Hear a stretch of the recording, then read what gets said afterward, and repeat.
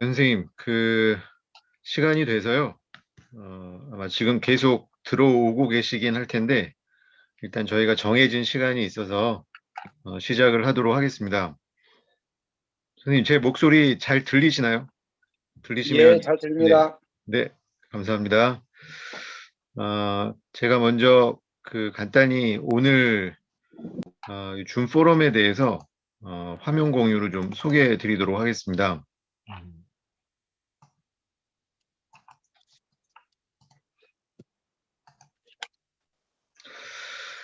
예, 오늘은 저희가 이제 국가폭력과 회복적 정의라는 이름으로 선생님들하고 같이 줌으로 뵙게 됐습니다. 원래는 저희가 5.18을 즈음해서 계획했던 행사가 하나 있었는데요. 내부적으로 여러 가지 좀 요인들이 있어서 저희가 17일 날 계획했던 행사는 진행을 할 수가 없었고요. 대신에 5.18을 41주년 맞으면서 국가 폭력에 대해서 회복적 정의 차원에서 함께 좀 고민하고 피해자들을 좀 기억하고 시민사회 입장에서의 여러 가지 고민들을 좀 함께 하는 시간을 가지면 좋겠다 해서 이번 시간을 계획하게 됐습니다. 그래서 국가폭력의 과거사를 돌아보고 회복적 정의의 관점에서 피해자들을 기억하며 시민사회의 역할을 함께 고민하는 시간이 될 텐데요. 오늘 두 분의 귀한 강사분을 모셨습니다. 그래서 이재용 원장님은 과거사에 대한 회복적 정의 접근에 대하여 라는 주제로 이야기를 해주실 거고요. 강영민 박사님은 국가폭력 이후 사회적 회복을 위한 시민사회의 역할, 특별히 북아일랜드 사례를 중심으로 이야기를 나눠주시겠습니다. 네, 그래서 두 분의 저희 이야기 손님을 모시게 됐습니다. 간단히 시간 계획은요, 이렇게 진행하려고 합니다. 한 5분 정도 제가 입장 및 인사말 나누는 시간을 갖고, 그 다음에 최영신 선생님이라고요. 저희 1980년 5월에 전역을 앞두고 광주의 계엄군으로 투입이 되셔서 광주 민주화 운동을 몸으로 경험하셨던 특별한 분이셨습니다.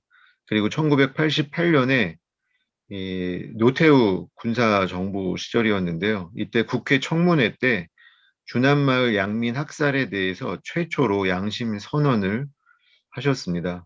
그 이후에 굉장히 개인적으로 어려움, 가족적으로도 큰 어려움을 겪으셨고요. 다행히 현재는 5.18 민주화 운동 진상규명 조사위원회 전문위원으로 활동하시는데요. 이분과 관련된 영상을 한 8분짜리 영상을 같이 시청하는 시간을 갖도록 하겠습니다. 이 여는 영상이고요. 그 다음에 한 30분 정도씩 우리 이재용 원장님과 강영민 박사님의 주제 이야기를 듣도록 하겠습니다. 그리고 한 20분 정도 질의응답 시간이 있습니다. 선생님들이 이야기 들으시면서 궁금하신 내용들 또 질의하시면 되겠고요. 직접 질의를 하셔도 좋고 채팅창을 통해서 그때그때 궁금하신 내용들을 올려도 저희가 이 시간에 같이 나누도록 하겠습니다. 네, 그 다음에 저희가 한 20분 정도는 오늘 모임에 같이 참여하신 분들끼리 소그룹으로 좀 나눠서 간단히 서로 인사 나누고 오늘 내용에 대한 소감 나눔하는 시간을 가질 거고요. 그 다음에 광고하고 마무리하는 시간 한 5분 정도 가져서 가급적 9시 전에 저희가 이 전체 모임을 마무리 지을 예정입니다. 예, 시간 계획은 이렇게 오늘 진행할 예정입니다. 자, 그러면 이 시간에는 말씀드렸던 우리 최영신 선생님 광주와 관련된 그 영상을 함께 시청하시도록 하겠습니다.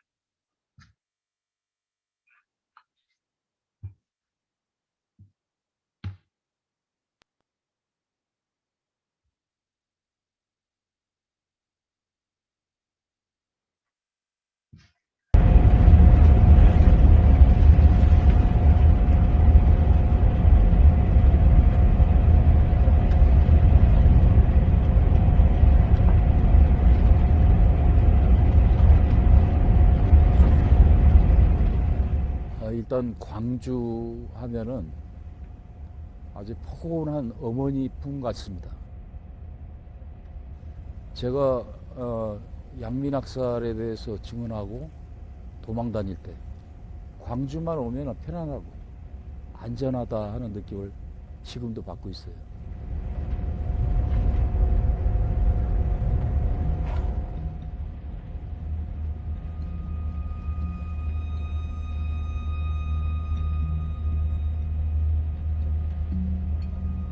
우리가 대대본부가 있었던 자리는 저쪽 골짜기 그 중간쯤 거기에 위치하고 있었고, 저쪽 편으로 저기가 이제 11여단 본부가 있었어요. 23일 날 일이 벌어졌고 24일 날 새벽에 7시나 그 정도에 6시 한 반 정도에 저희가 아침에 웅성웅성 무슨 소리가 들려서 저뿐만 아니라 한 몇 명이 같이 내려왔어요. 내려와서 보니까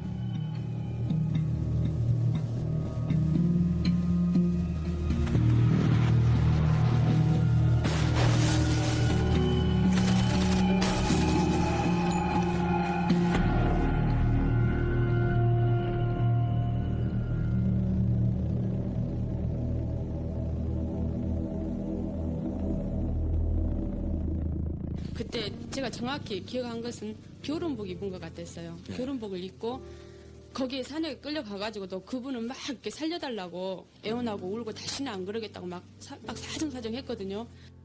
총을 안 쐈으니까 살려달라 이렇게 애원하면서 그런 거 아주 똑똑히 들었어요. 그랬는데 나중에 이제 주머니를 갖다 전부 뒤져보니까 칼빈 신탄이 몇 개가 나왔습니다. 그러니까 그걸 보는 순간에 이 소령이 그냥 확 돌아버린 것 같아요. 높은 사람 같았어요. 그 중에서 높은 사람 같아가지고 왜 귀찮게 데리고 왔냐 그러면서 데리고 가서 그래서 너 없애버려.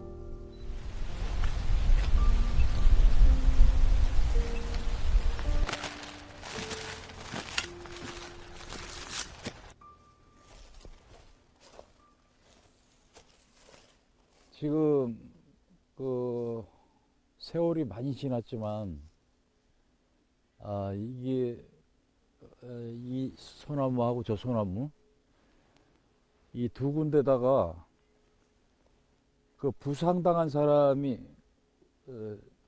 그러니까 움직일 수 없으니까 이렇게 기대 놓고 저기도 마찬가지 기대 놓고 아마 여기서 이렇게 총을 쏘지 않았느냐.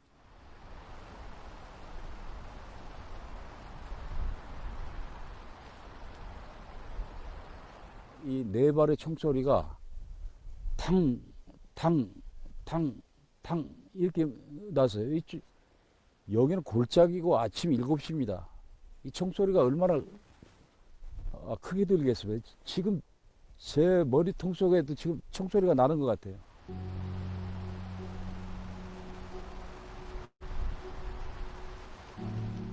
소나무가 벌겋게 피자국이 있는 걸 목격을 하고 저기다가 기대 놓고 총을 쐈구나 이런 생각을 했죠. 그건 말도 못하는 심정이지.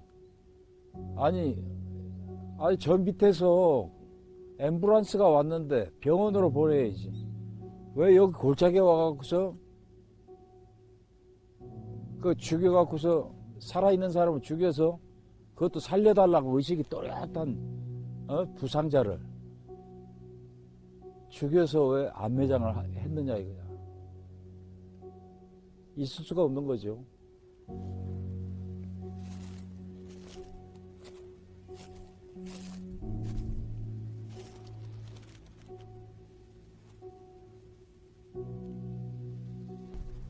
그래서 그 내용을 제가 8년이 지난 청문회 때 지휘관들이 전혀 양민학살에 대해서 그런 일이 없었다. 오리발을 내밀고 부정하는 걸 보고 야, 안 되겠다. 나라도 내가 확실히 알고 있는 거라도 밝혀야 되겠다 해서 제가 밝힌 겁니다. 5.18 민주화운동 당시 공수부대원들이 시민들을 안매장했던 장소를 직접 봤다고 증언하고 있습니다. 지난 80년 5월 23일 오전 8시 반쯤 광주와 화순 사이 도로 양측에 매복해 있던 공수부대원 20여 명이 그때의 기억은 생생합니다.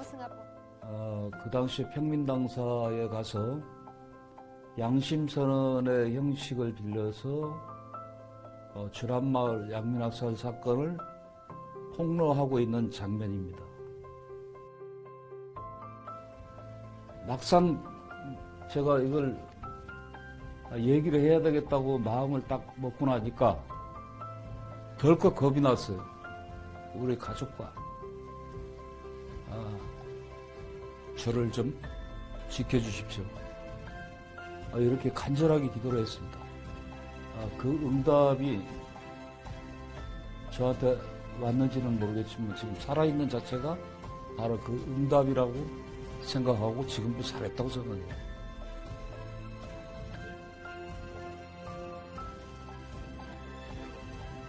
저 유골을 파서 좀 망월동에다가 모셔줘야 되는 거 아니냐 그런 생각에서 저는 이것을 제보하게 됐는데 5.18 당시 광주 주남마을 양민 학살 사건이 한 차례가 아닌 두 차례 있었다는 목격자의 증언이 나왔습니다. 당시 광주시 지원동 녹동마을에서 꽃을 길렀던 나같이 이렇게 목격을 했다던 사람이라든가 이런 사람들이 나서기가 좀 어렵겠죠. 그렇지만 행불자 가족이 DNA를 78기를 지금 DNA 시료를 광주시에다 맡겨놨습니다. 지금은 좀 늦었지만 매듭을 짓는 차원에서 정말 간곡히 호소합니다. 조그만한 거라도 좀 제보도 좀 해주고 후를 털고 이제는 이제 앞으로 가야 되지 않겠느냐. 이제 페이스북을 보다가 아들이 그 누구도 양심선언을 하지 않았다면은 죽은 자의 원통함, 산 자의 슬픔, 위로받지 못하고 이렇게 지내지 않았겠냐. 그 누군가가 아버지라서 자랑스럽다. 제가 그걸 보고서 아우 가슴이 뭉클했어요.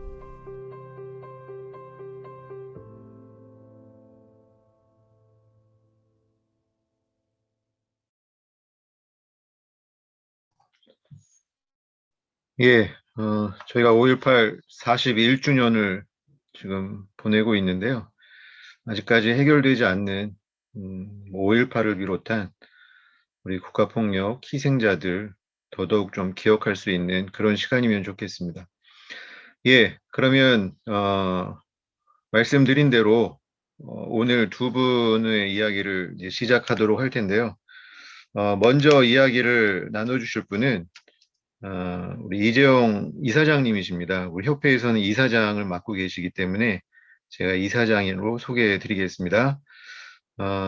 이재용 이사장님은 현재 사단법인 회복적 정의 협회 이사장으로 계시고요. 그리고 저희만 아는 베스트셀러, 예, 회복적 정의 세상을 치유하다, 예, 이 저자이십니다. 예, 그래서 우리 이사장님께서 과거사에 대한 회복적 정의 접근에 대하여라는 주제를 가지고 이야기를 나눠주시겠습니다. 자, 우리 이재용 이사장님 모실 때 박수로 환영하도록 하겠습니다.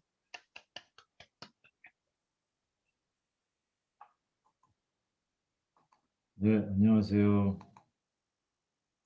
이거 보이시나요, 화면? 네. 네.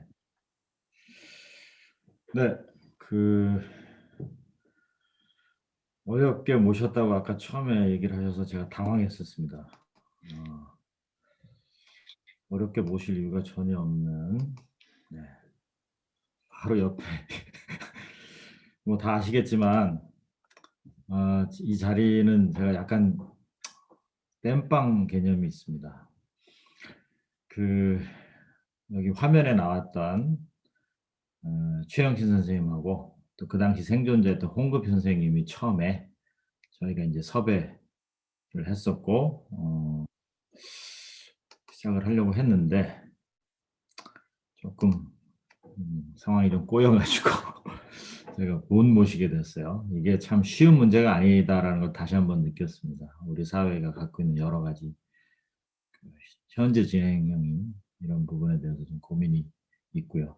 그래서 언제나 부르면 하는 또는 그냥 알아서 하는 제가 1차적으로 발표를 드리고 저보다는 저 뒤에 다음으로 하시는 우리 강형민 박사님께서 조금 더 내용이 알찬 걸 해주시지 않을까 하는 기대를 걸고 있고요.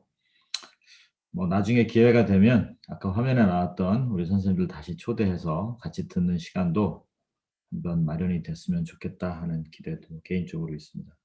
오늘 제가 드릴 내용은 그러니까 이런 거예요. 뭐 제가 할 수 있는 영역이 회복적 정의라는 관점에서 우리가 과거사 문제를 어떻게 다룰 수 있을까라고 하는 어찌 보면 좀 가능성이랄까요? 아직 우리는 그 제대로 못 해봤기 때문에 특히 이제 5.18 연관이 돼서 아무래도 좀 해볼 수 있는 게 있을까 하는 고민에서 한번 화두를 던지는 측면입니다. 자, 우선 저는 회복적 정의를 이해하고 계신 것을 전제로 하고 말씀을 드리겠습니다. 혹시 이 중에 저희 회원들 중심이시긴 한데 회복적 정의가 뭔지 잘 모르겠다 이런 분 있으시면 좀 개인적으로 좀 찾아보시고 저는 일단 그걸 다 전제해 놓고 그 관점을 이해하신다고 보고 말씀을 좀 드릴 수밖에 없습니다. 가장 대표적으로 이야기할 수 있는 한마디가 뭘까 생각을 해봤을 때 회복적 정의는 잘못이 일으킨 문제와 현상을 바라보는 정의 관점이자 패러다임이다.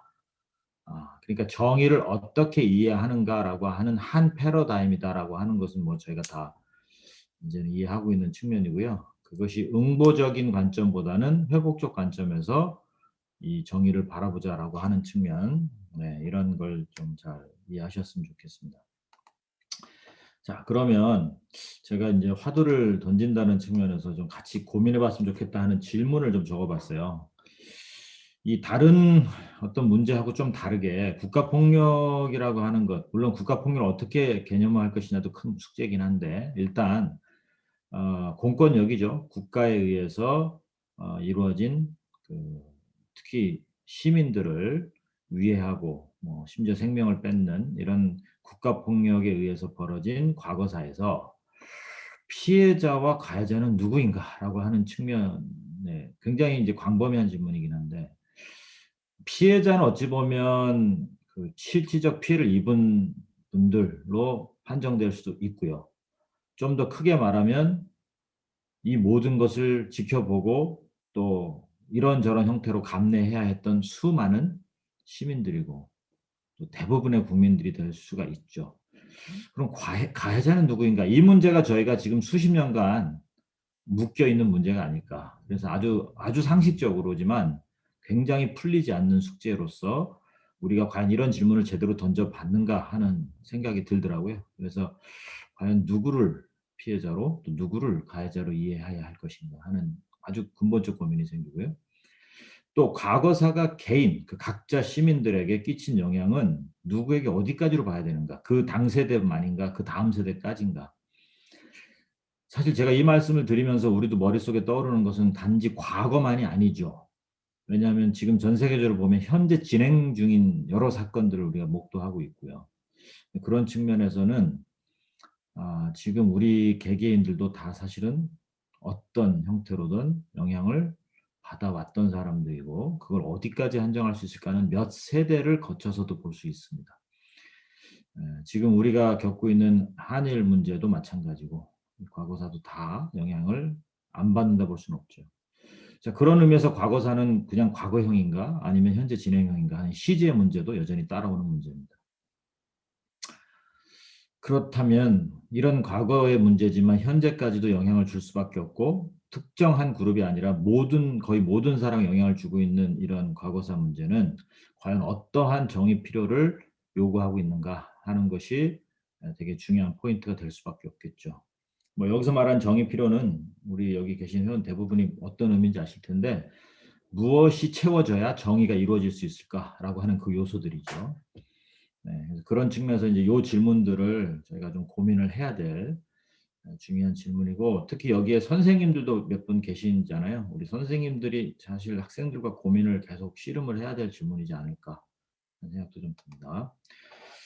자, 그러면 제가 생각해 보면 이런 겁니다. 과연 피해를 입은, 또 직접적 피해가 더 많겠지만 피해를 입은 측에서의 정의 필요, 이 저스티스 니드는 과연 뭐라고 봐야 될 것이냐, 과거사 문제에 있어서 우선 국가폭력의 가장 첫 번째는 그 과연 어떤 일이 있었고 누구에 의해서 어떻게 자행된 것인가 하는 진실이 밝혀지는 것이 가장 큰 첫 번째 요소일 수밖에 없을 거고, 이거는 세대를 거쳐가면서도 아주 중요한 주제가 될 것입니다.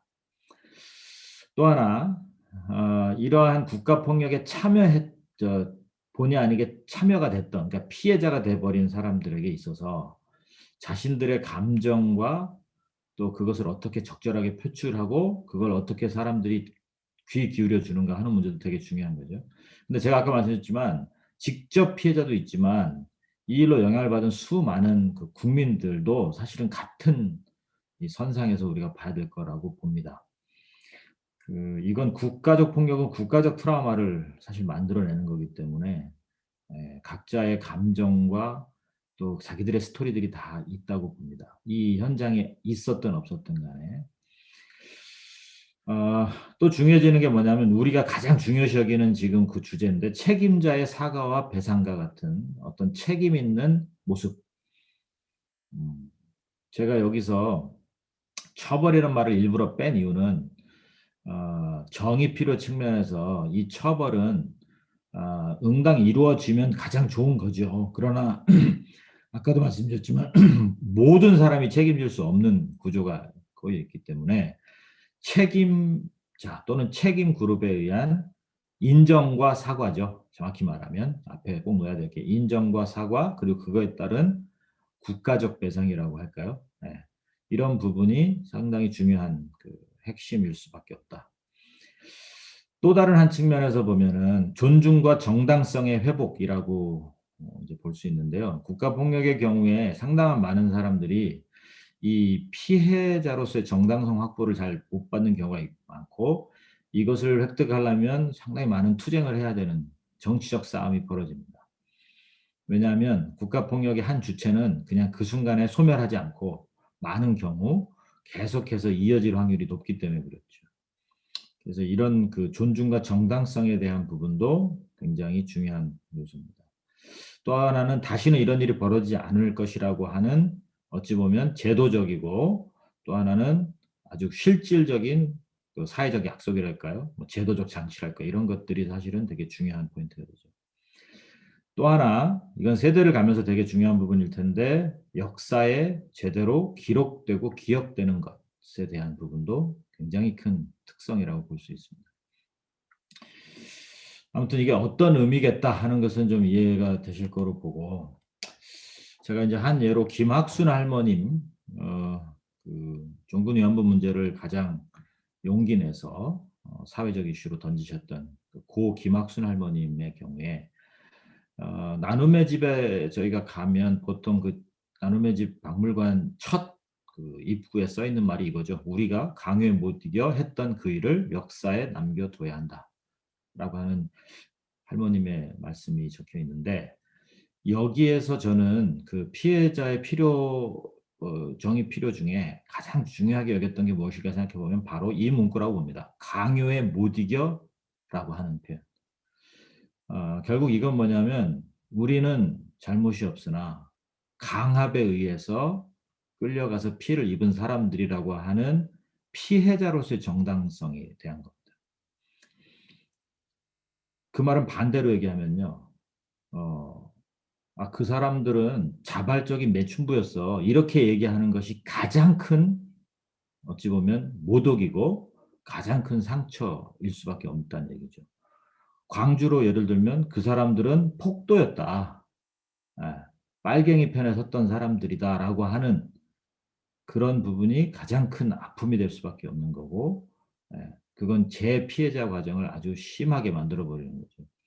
결국 저는 아까 앞에서 말씀드린 수많은 정의 필요 가운데 특히 국가폭력에 의한 피해자 그룹 또는 그 사회가 가진 가장 큰 중요한 거는 이 피해자에 대한 정당성을 우리가 어떻게 확보할 것인가 하는 게 사실은 가장 중요한 키고 그게 사실은 많은 것들을 포함할 수밖에 없다라고 보는 거죠.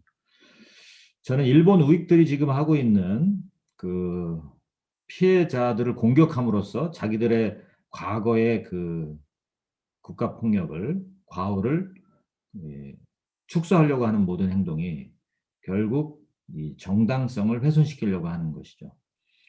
그래서 저희가 사실 되게 중요하게 봐야 될 것이 이 피해자의 정당성 회복이라고 하는 측면이라고 저는 감히 생각을 합니다. 자, 좀 생각하기 어려운 부분인데 가해자들 중에는 정의 필요가 그럼 있을까? 네. 아까 우리 그 비디오에서 나왔지만 최영희 선생님을 대표해서 계엄군에 참여했던 사람 수는 사실 2만 명이 넘습니다. 그리고 직접 파견돼서 소위 말해서 작전에 직접 투입된 사람은 최소 14,000명이 넘겠죠. 이런 분들이 과연 어떤 필요를 느낄까? 정의를 느끼기 위해서는 자, 일단 여러분 이게 되게 받아들이기 되게 어려운 건데 나름대로의 맥락과 상황이 있었다라고 하는 것을 이야기하고 싶어 합니다. 많은 가해 측에서. 그 말은 뭐냐면 내가 왜 그런 행동을 또 그 현장에 갈 수밖에 없었는가라고 하는 부분이 어찌 보면 시작점이에요. 근데 사실 우리가 예를 들면요. 잘못을 한 학생을 우리가 불러놓고 너 왜 그랬어 그랬더니 아 제가요 저한테 이래가지고 저래가지고 막 얘기하면 이거는 다 뭐가 되냐면 변명이고 자기 합리화입니다. 그래서 우리가 이거를 사실은 전제하지 않죠. 근데 국가폭력이라는 것은 자발적으로 참여할 수도 있지만 이들도 강제적으로 그 현장에 갈 수밖에 없는 구조 속에 있었던 사람들이라는 측면에서 보면 다는 아니지만 상당히 많은 수가 자기들의 맥락과 상황에 대한 이해를 받지 못하면 이것은 어떤 형태의 결과가 나오더라도 동의하기 쉽지 않은 시작점이 잘 못 된다고 볼 수 있어요. 또 하나 책임을 지는 것에 전제해서 필요한 게 뭐냐면 반성과 성찰이라고 하는 기회가 주어져야 됩니다. 근데 이것이 가능하려면 이보다 앞서서 필요한 게 뭐냐면 자기 때문에 생긴 이 피해의 구체적 모습들을 사실 눈 감지 않아야 되거든요. 네, 그것이 일으킨 개인과 집단에 대한 피해가 과연 무엇이었을까를 사실은 추상적으로 받아들일 게 아니라 직접적으로 사실은 접할 수 있는 기회가 주어져야 됩니다. 그래서 저는 집단적 반성과 성찰을 불러오는 것이 집단적 분노보다 더 중요하다고 보거든요. 근데 이런 것은 사실 현실에서는 잘 나타나기 어려운 구조를 갖는다. 왜냐하면 반성과 성찰이 이루어지면 인정이 돼야 되는데 그 인정은 결국 뭘 뜻하냐면 응보적 정의에서는 처벌이나 자기 책임에 대한 극단화로 가기 때문에 그걸 방어하지 않을 사람은 또 쉽지가 않죠. 그럴 만한 사람은 없습니다. 그래서 이 과정이 잘 흐름이 나타나지 못한다라고 안타까움이 있습니다. 또 하나 사과와 책임을 통한 죄책감 또는 극단적 죄책감으로부터의 탈피라고 하는 것이 필요한데 이것도 저는 필요라고 봐요. 그 사람들 보니까 뭐 죄책감 이런 거 못 느끼던데요. 근데 그건 표현을 했건 안 했건 드러나지 않았건 그랬건의 문제지 사실은 없다고 볼 수는 없죠. 네. 그래서 이런 부분도 되게 중요한 필요라고 봅니다. 또 하나 정의를 이룬 과정이 우리들에게 공정할 것인가 하는 문제도 여전히 큰 우려사항인 거죠. 과연 이게 형평성이 맞을까? 내가 한 만큼에 대한 어떤 적절한 것이 올 것이냐 아니면 그보다 더 큰 매도가 올 것이냐 이런 거에 대해서도 사실은 불안감이 있죠. 그래서 이 형평성 문제가 가해 측에 있어서는 굉장히 또 중요한 문제입니다. 또 하나 이게 참 요구하기 어렵지만 지지와 도움도 사실은 필요합니다. 가해자들에게 알아서 해라라고 하는 것도 쉽지 않고 가해자들을 지지할 수 있는 이건 뭐 정서적인 것도 마찬가지고요. 또 하나는 그 실질적으로도 지지가 필요한 부분인데 여기에는 저는 트라우마까지도 포함된다고 봅니다. 가해자들에게 트라우마가 없냐? 그렇지 않다고. 이런 도움들이 또 같이 일어나 줘야 된다는 거죠. 그리고 또 하나 아까 우리 이용수 장님이 말씀도 하셨고 또 최현 선생님도 얘기했지만 이제는 좀 새로운 출발을 했으면 좋겠다. 그러려면 뭐야 매듭의 과정이 필요하다 이거죠. 그냥 다 미래를 위해서 갑시다. 이게 독재자들이 제일 좋아했던 말이잖아요.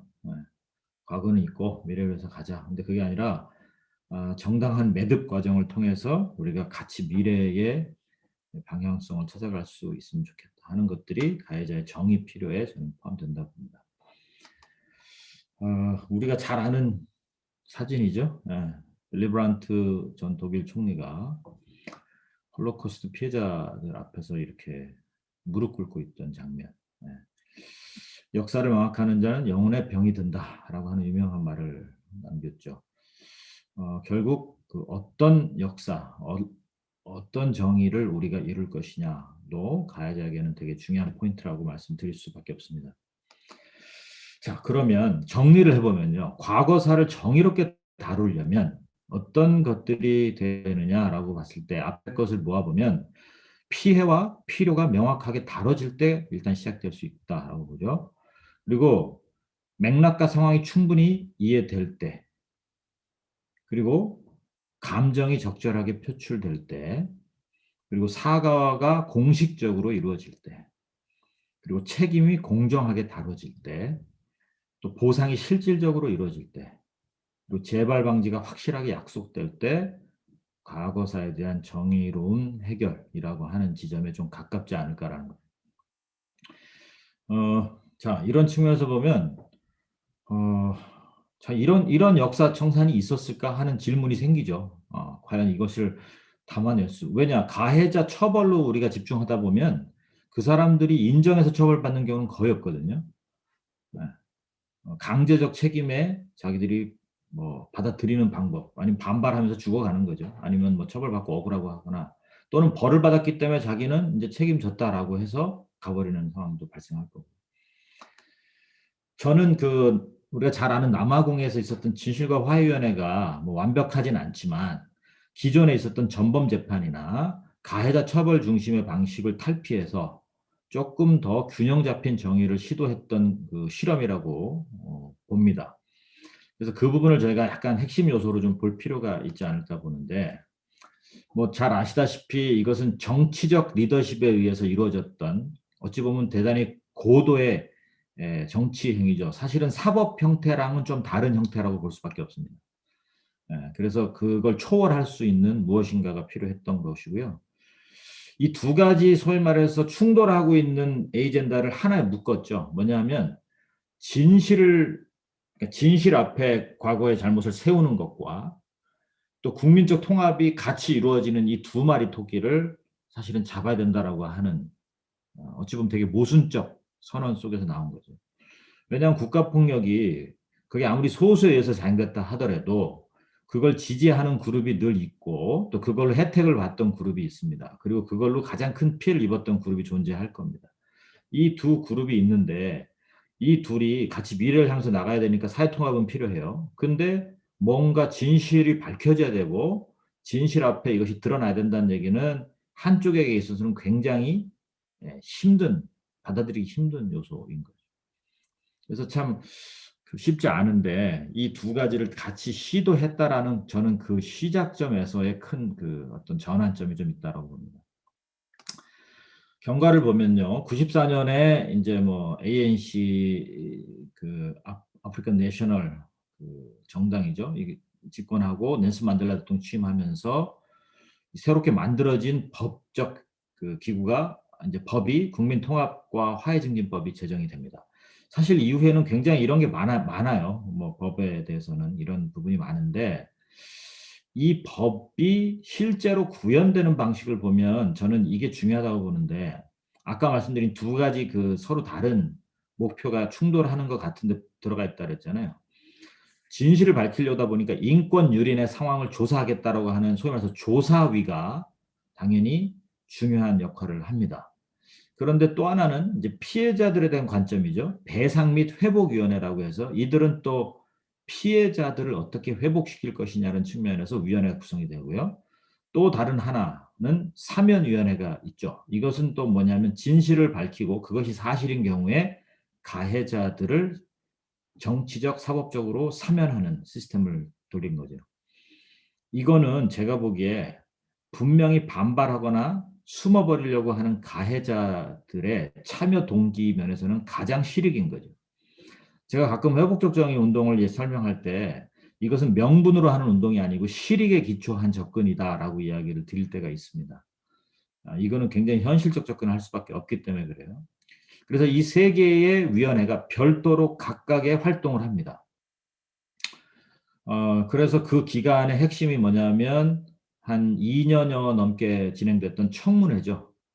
이 청문회는 보통의 청문회는 주로 가해자와 피해자가 따로 나오거나 주로 가해자를 세워놓고 신문하는 방식의 청문회인데 TRC는 뭐 우리 여기 화면에도 보이지만 완전 다 공개된 상태에서 일반 대중이 참여할 수 있었죠. 그리고 모든 게 다 중계가 되는 상황에서 가해 측과 피해 측이 한 공간 안에 존재하면서 이루어졌던 그런 그 직면의 과정을 여전히 가졌다는 것이고, 그 이후에 1차 보고서 발간되고 이제 2003년에 최종 종합 보고서가 완성이 되는 구조로 갑니다. 자, 결과를 보면요. 23,000명 정도의 피해자 증언 청취가 있었고요. 그중에 2,000건은 아까 말씀드린 그런 공개된 청문회 형식을 통해서 이루어졌습니다. 그중에 18,000건 정도가 실질적 인권 침해 건으로 판정이 됐고요. 여기서 말하는 피해자는 흑인만 해당되는 건 아닙니다. 네, 그 백인 중에도 피해를 입었던 사람들에 대한 부분도 포함되죠. 그리고 피해자들에게는 평균 3만 랜드 정도의 보상금이 이제 국가에서 지급이 되고요. 또 사면을 신청한 가해 측, 즉 비밀 경찰이나 군인들 또는 그 소위 말해서 백인들이 봤을 땐 테러 그룹에 해당됐던 사람들이 약 7,000명이 넘는 사람을 사면 신청했는데 그중에 6,800명 정도가 가해자가 청문회에 출석을 했습니다. 그러니까 이 참가율이 훨씬 더 공유가 된 거죠. 근데 실제 사면 허가가 난 거는 10%가 조금 넘습니다. 나머지 사면이 불어된 거죠. 그러니까 이것만 봐도 그냥 봐주기 위한 절차로 했다는 건 아니에요. 그걸 증언했지만 그것이 사실과 다르거나 축소됐거나 또 잘못 증언이 됐다 그러면 사면이 허락되지 않는 점을 분명히 가지고 있습니다. 무조건적 용서하고는 굉장히 다른 측면이었다는 거. 그리고요, 여기 오른편에 이런 그 화면에 나오지만 실제 그 기간 또 그 이후에도 연극 같은 걸 통해서 계속해서 당시의 상황들을 재현하고 나타내려고 하는 것들이 있었습니다. 자, 평가는 다양한데 일단 제가 긍정적 측면에서 먼저 보면요. 아까 말씀드린 과거사 청산의 새로운 시도였다고 하는 측면은 제가 분명히 높이 평가할 만한 일이고 창조적 접근이었다. 이건 부인할 수 없습니다. 그리고 큰 틀에서 보면 보복의 악순환을 끊을 수 있는 어찌 보면 사회적 장치를 마련했다라고 하는 측면도 있습니다. 물론 이건 정치적 마무리로 끝이 날 수밖에 없어서 고도의 정치 행위인 거는 맞지만 기존에 비해서는 왜냐하면 그 당시 예상됐던 게 흑인들에 의한 보복이었죠, 당연히. 또는 국가 차원에서의 보복이었는데 그런 것을 어느 정도 최소화할 수 있었다라고 하는 거죠. 또 하나는 이 안에 깔려 있는 아프리카의 전통적 개념을 사실은 정치적으로 현대에서 계승했다라고 하는 측면도 무시할 수는 없습니다. 저는 과연 그 소위 말해서 지금 사법제도를 공고히 했던 유럽 방식이 이런 걸 창조해냈을까는 잘 모르겠습니다. 아프리카나 아시아에 있는 이 관계 중심적이고 또 뭐 이게 나쁜 면도 굉장히 많죠. 그러나 그런 그 문화적 요소들을 우리가 무시할 수 없다라고 볼 수도 있습니다. 그러나 부정적 측면 당연히 있죠. 뭐냐면 진실은 밝혔으나 정의는 외면했다. 이건 뭐냐면 누군가 무슨 잘못을 했는지는 밝혀졌는데 그거에 대해서 사면을 하다 보니까 이게 그럼 제대로 된 정의를 이룬 것이냐. 그래서 참 어려운 부분인데 진실은 밝혔는데 정의는 못 이뤘다라고 하는 비판을 처음부터 끝까지 계속 가졌습니다. 또 하나 이 인종차별 정책이 국가에서 의해서 벌어졌는데 이 구조적이고 정치적인 이 제도 때문에 경제적 불균형이 크게 발생했죠. 소수의 백인들이 경제적 부를 독점하게 되는데 그것은 지금도 남아공에서는 큰 숙제인 거죠. 그래서 과연 이런 것들을 제대로 균형 받지 못했다 하는 측면도 있습니다. 그리고 결과적으로는 이 혜택은 소수에게만 가지 않았는가. 예, 고생을 했던 그 당시 감내했던 대다수의 국민들에게는 여전히 불만일 수밖에 없는 요소가 있죠. 그래서 제가 이것을 뭐 우리가 이상으로 보기는 어렵고요. 그 상황과 그 역사 속에서 과연 어떻게 평가할 것인가 하는 건 저희가 좀 객관적으로 볼 필요가 있다고 봅니다. 자, 그렇다면 이제 이번에 5.18 저희가 41주년 맞아서 행사를 이제 꾸리게 됐는데, 그 5.18 광주 민주화 운동에 대한 회복적 접근 가능성은 그럼 있을까? 우선 과거사 청산을 위한 위원회들이 지금 이제 크게 보면 두 개가 있죠. 예. 5.18 진상규명위가 있고, 그 다음에 과거사 정리위원회 2기가 지금 진행되고 있습니다. 근데 좀 제가 조금 격세지감을 느끼는 건 뭐냐면, 최근에 이 국가기구들, 과거사 청산을 위한 국가기구들이 천명하고 있는 내용을 보면요. 진상규명을 통해서 과거에 불행했던 역사의 정의를 바로 세우고 피가해자의 치유와 화해를 지원하는 것을 목표로 한다라고 해서, 그러니까 진실과 치유, 화해라고 하는 회복적 정의의 키워드를 분명히 던지고 있습니다. 그리고 실제로 그 위원장님들의 그 처음 그 시작할 때의 선언을 보면 진실과 화해라는 그냥 상징만 얘기한 게 아니라 회복적 정의가 추구하는 정의 관점을 담고 진행되는 활동이라고 하는 것을 명시하고 있습니다. 그러니까 그거는 굉장히 반가운 일이죠. 그래서 사실 저도 그런 면에서 되게 기대가 있긴 한데, 5.18 진상규명위만 봐도요, 좀 이런 면은 좀 저 개인적으로는 뜨악했던 건 뭐냐면, 위원회 구조를 보시면 위원장, 부위원장, 사무처장 뭐 있죠, 당연히 있고, 그 밑에 보면 전부 다 조사학과입니다. 우리가 앞에 TRC, 남아공의 TRC를 봤을 때 세 개 위원회 독립적 그런 활동이 있었는데, 우리는 일단 조사죠. 조사를 통해서 진실을 밝히겠다라고 하는 것이다 보니까 진상규명의 목적을 충실히 하겠다라고 하는 게 보일 수밖에 없죠. 근데 사실은 이거는 여러 이유가 있을 수밖에 없겠지만, 일단 저는 구조 자체가 되게 한계가 있을 수밖에 없다라고, 그리고 목적이 되게 분명하게 드러난다라고 봅니다. 그리고 최근에 여러분 뉴스를 통해서 보신 것처럼 88년에 추영희 선생님은 청문회에서 목숨을 걸고 증언을 하셨어요. 주남마을 민간인 그 학살 문제에 대해서.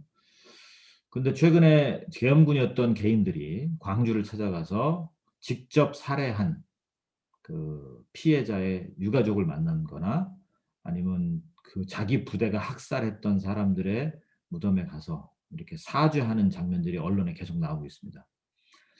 그럼 이게 한국형 TRC로 봐야 될 것이냐? 저는 이런 장면을 우리가 보기 어려웠기 때문에 이 자체는 굉장히 반가운 이야기나, 여러 가지 우려가 있는 지점도 분명히 있습니다. 뭐냐면, 아까 그 TRC에서는, 남아공의 TRC에서는 피해자 증언과 가해자 증언이라고 하는 과정 속에서 이러한 궁극적인 만남이나 개인적 차원의 화해까지도 시도가 될 수 있었는데, 지금 여기에서 보면 이거는 약간 일방적인 그 구조를 가지고 있습니다. 어떤 참여하는 개인이 진상의 도움을 받아서 가서 고개를 숙이는 방식인데, 저는 사실 이 장면들을 보고 또 진상에 가서 저희가 회의를 할 때도 조금 질문이 생겼던 건, 이걸 바라보고 있는 광주 피해자 그룹들의 마음은 어떨 것인가에 대해서는 사실 저희가 무조건 환영해야 된다고 단정해야 될지는 잘 모르겠더라는 거죠. 과연 그 양측의 프로세스가 존재했는가라고 하는 데서는 여전히 의문을 갖습니다. 그리고 이런 식의 개인들의 돌발은 그렇고, 아무튼 죄송한데, 어떤 좀 이렇게 그냥 갑자기 드러나는 이런 내용들을 계속 언론에 이렇게 공개적으로 비춰나가는 것이, 물론 계엄군들에게 무언의 압력을 줄 수도 있고요. 또 피해자에게 다른 메시지도 국민들에게 뭔가 좀 달라진 애들이 있구나 이렇게 볼 수는 있지만, 이게 그냥 에피소드로 끝나고 휘발되지 않을까라고 하는 우려를 여전히 갖고 있습니다. 안전한 공간의 틀 안에서 이루어지지 못하지 않는가 하는 문제 제기는 있어요. 그래서 저는 이제 무엇이 있고 무엇이 없는가라고 했을 때, 앞에서 우리가 봤던 그런 전 국가적 차원에서의 체계적인 접근이 아니고, 어떤 그 아주 뭐랄까 양심의 가책을 느낀 소수의 개인들의 행동을 하이라이트를 주는 방식은 좀 한계가 있지 않을까라는 거고, 또 여전히 이 피해자에 대한 그 관점이 여기서는 어떻게 드러나야 되는가 하는 부분도 여전히 있습니다. 자, 여기서 제가 새로운 가능성이라고 표현한 부분은 이제 지금 5.18 진상이나 과거사 청산을 위한 이제 그 노력들이 가만히 보면 전하고 좀 다르게 그 책임자 누구냐, 발포 책임자 찾자 이런 것에서 그 2만 명, 뭐 14,000명 이런 그 계엄군들을 또 하나씩 이렇게 접촉해 나가는 것은 처음이거든요. 지금 10번째 그 광주 5.18 문제에 대한 진상위원회인데 이번에 처음으로 거의 마지막일 겁니다. 상향식 조사가 진행되고 있다 하는 것은 되게 제가 봤을 때는 중요하게 봐야 될 영역은 있습니다. 이 말은 뭐냐면 개인적 역할에 대해 관심을 두기 시작했다라는 거죠. 왜냐하면 우두머리를 잡아내서 그 사람을 처단하겠다라고 하는 게 국가폭력 측면에서 당연히 맞는데, 그러다 보니까 그 수많은 개인들의 트라우마, 역사, 그들이 알고 있는 진실, 또 그들이 내려놓고 싶어 하는 그 필요들을 사실은 사회는 잘 드러내지 못했다라고 하는 단점이 있는 거죠. 그리고 그러다 보니까 이런 몇 개인들에 의한 직접 사과의 여지가 확보되는 기회도 나왔다라고 하는 측면은 제가 분명히 새로운 가능성으로 봅니다. 또 이거는 잘 이루어지진 않고 있지만 5.18 진상위가 또 사회 여러 기관들하고 트라우마 치유를 위한 지원 시스템을 만들고는 있습니다. 그것이 제대로 활용 못 되고 있는 측면은 있으나, 그래서 이제 이런 것들은 조금 더 새로운 측면이고요. 한계와 고민거리는 뭐냐면 이런 접근이 너무 늦었다라고 하는 아쉬움이 여전히 있죠. 물론 어떤 건 시간이 필요한 일이 분명히 있으나 이제는 형사처벌이라고 하는 그 공소시효도 다 지난 일들이 많고, 또 개인들의 무언가를 밝히기에는 자기가 이미 얘기 안 하고 지나온 시간이 너무 길기 때문에 그걸 사실은 오픈하는 게 본인에게 져야 될 책임이 사법이나 이런 걸 떠나서 너무 개인적으로 큰 상태, 리스크가 큰 상태가 됐다는 거죠. 관계적 측면에서. 그러다 보니까 진실규명에 동참해야 될 동기가 과연 무엇일까? 실질적 동기가 가능할까라고 하는 측면도 여전히 남아있죠. 제가 보기에 거의 마지막 남은 동기라면 죽기 전에 이걸 털고 가자. 개인적 이 짐들을, 또는 역사 안에 나도 피해자였는데 그 피해자였다는 것을 인정받고 좀 가야 되지 않겠냐. 이런 아주 극히 개인적 측면이 더 되지 않을까. 역사적 진실을 밝히자라는 그 큰 구호 안에는 사실은 좀 동기를 찾기가 쉽지 않은, 제가 아까 말씀드렸지만 실익이 없이 정의에 들어온다는 건 쉽지 않다고 합니다. 또 피해 그룹의 의견과 역할에 대해서는 얼마나 지금 강조가 되어 있는지 좀 모호한 상태다. 이게 쌍방향으로 봐야 될 것인지는 저는 의문을 여전히 갖고 있는 측면이 있습니다. 또 하나는 사회적 관심이고요. 또 사회적 환경이 조성되고 있는가 하는 점도 있습니다. 이건 뭐 지금 이게 오래되다 보고 반복되다 보니까 특히 이제 세대가 더 밑으로 갈수록 이게 좀 직접적인 관심에서 멀어지고 있는 측면이 많다는 거죠. 또 이렇게 개인별 접근의 한계도 분명히 드러나고는 있습니다. 그리고 이거는 뭐 저희 측면에서 얘기할 수 있는 건데, 이렇게 선언은 했는데 회복 조정에 대해서 제대로 알고 있는지는 좀 의문이에요. 그게 그냥 수사구가 되고 있지 않는가라고 하는 정도. 그래서 이런 것도 좀 제가 제대로 볼 필요가 있습니다. 그래서 저는 이제 무엇이 필요하다고 보냐 하면요. 이 사회적 안전한 공간의 확보를 이제는 좀 명시적으로 할 필요가 있다. 누가 그냥 사죄하고 싶다 그러면 데려가서 바로 사죄하고 돌아오는 이런 형태보다는 좀 체계적으로 이 사회적 안전한 공간을 확보하고 이 시스템을 계속 돌릴 필요가 있는 거고, 진상규명이 활동이 있는 몇 년간에만 유효한 것이 되지 않아야 된다라고 보는 거죠. 그러니까 진상규명과 그 너머에도 이건 있어야 된다고 보는 거고요. 또 하나는 아까 그 환경이 필요하다고 그랬는데, 사회적 사면, 그러니까 사법 사면이 더 이상 의미가 없다면 사회적 사면의 상징적 선언들이 좀 필요할 때라고 봅니다. 이것은 뭐냐면 우리가 왜 이 과거사를 청산해야 되는지, 또 청산을 위해서 개인들의 어떤 그 도움과 그들은 또 어떻게 우리 사회에서 매듭을 지을 수 있는지에 대한 이 사회적 사면이 여러 기관들에 의해서 종합적으로 좀 상징적으로 나올 필요가 있다. 그다음에 개인 또 집단적 대화 모임 진행의 전문적 영역이 확보돼야 된다. 지금 이 개인들 가서 사과하는 분들을 데려가는 건 주로 조사관들입니다. 이분들이 그냥 모든 역할을 하고 있는데 저는 이거는 좀 분리돼서 그런 역할을 할 그룹들을 사회가 좀 양성하거나 확보할 필요가 있지 않을까라는 거죠. 이건 개인적 트라우마까지 포함해서요. 왜냐하면 조사관들이 이렇게 개인적으로 갔다 온 분들을 막 끝까지 책임질 수가 없는 구조예요. 근데 계속 이렇게 그 일을 병행하고 특히 기자들 데려다니면서 하는 것들은 저는 개인적으로 조금 우려를 갖고 있거든요.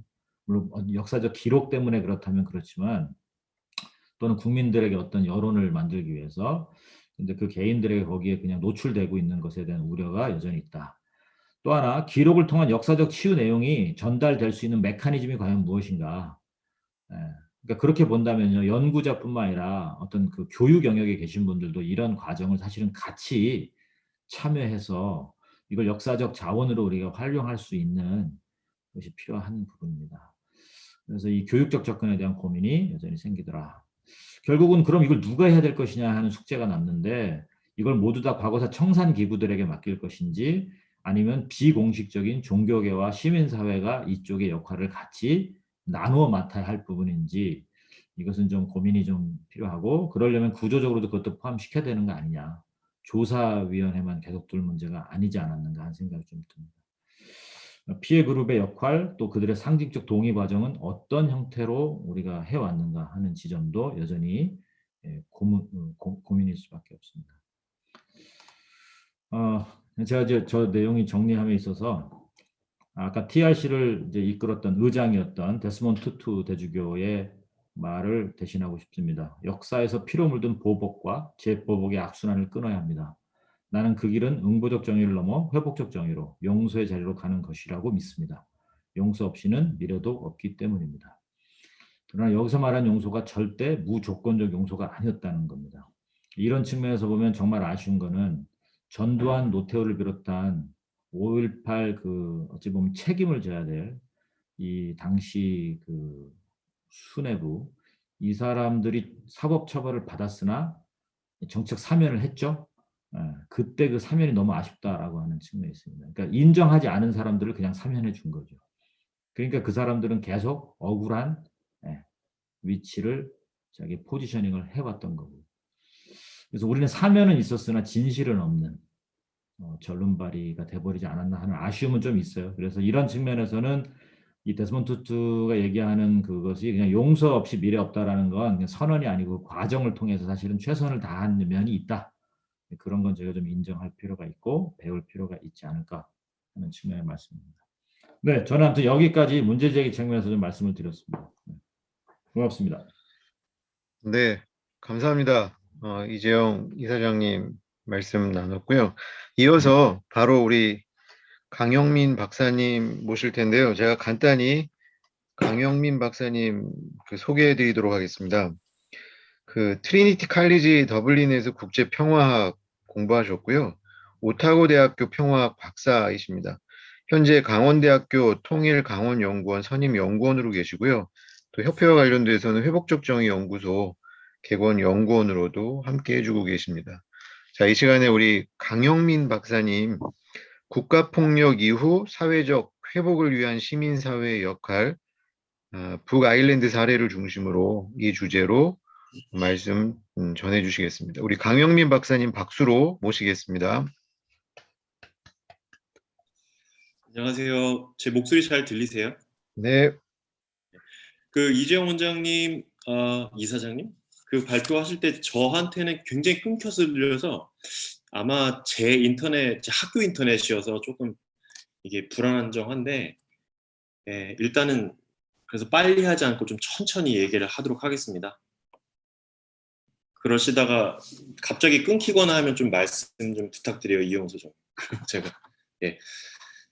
저는 이야기 마당이라고 해서 PPT를 준비하려다가 얼굴을 보고 하는 게 차라리 나을 것 같아서 네, 핑계고요. 준비를 안 했습니다. 그래서 최대한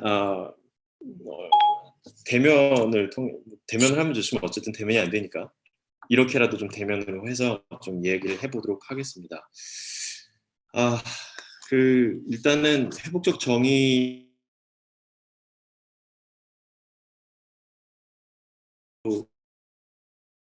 주셨는데 이제 활동이 아직 많이 저조해서 이번 기회를 통해서 우리 회원님들과 많이 소통을 하고 어쨌든 사회적 회복, 또 사회적 정의, 또 회복적 정의 차원에서 우리 담론을 만들어 갔으면 좋겠습니다. 각설하고요.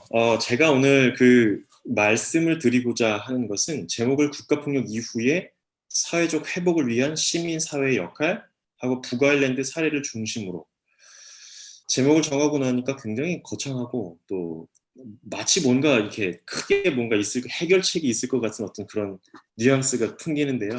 마지막에 이야기를 해드리겠지만 북아일랜드 사례도 깝깝하고요. 이렇게 말씀을 드리면 북아일랜드 사람들은 굉장히 화를 내겠죠. 그래서 저는 아일랜드에서 제 석사 논문을 쓰면서 조사를 하고 피해자로 가해자는 못 만나죠. 네, 가해자는 감히 제가 만날 수 없지만 피해자분들을 만나면서 또 여러 가지 문헌들을 접하면서 느꼈던 것은 이 동네도 굉장히 할 게 많다. 회복적 정의를 자주 말하는데 갈 길이 엄청 멀다. 이것이 결론입니다. 그래도 어쨌든 저희들이 배워볼 것이 있기 때문에 그리고 앞서서 이재영 소장님께서 말씀하셨던 과연 그럼 뭘 할 것인가? TRC라고 하죠. 트루스 커미션, 뭐 진실위원회, 진실과 화해위원회 차원, 국가 공식적 차원의 그 진실위원회에만 희망을 맡길 것인가? 아니다라는 겁니다. 그 이야기를 좀 후반부에 해보고 싶습니다. 제가 여기서 역사적인 어떤 배경 자체를 다 말할 필요는 없을 것 같아요.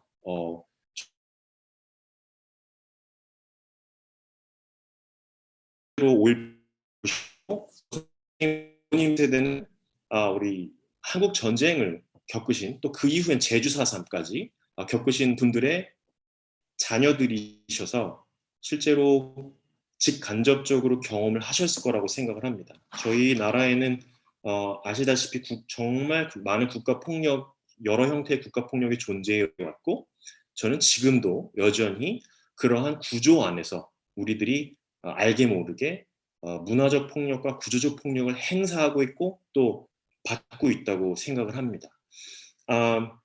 그런데 이 국가폭력을 처리하기 위한 이거를 영어로는 dealing with the past 그래서 과거를 처리하다, 과거를 청산하다 이런 용어를 쓰지 않습니까?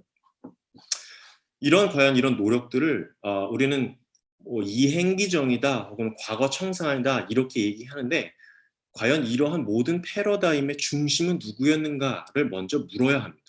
누가 과거를 국가폭력이라고 하는 그 악행의 과거를 누가 처리해왔는가 그것의 주체는 누구였는가 그러한 그 패러다임 안에서 배제된 사람들은 누구인가라고 하는 조금 솔직한 이야기를 먼저 해야 합니다. 저희들이 잘 알고 있겠지만 국가폭력을 국가가 조사를 하고요.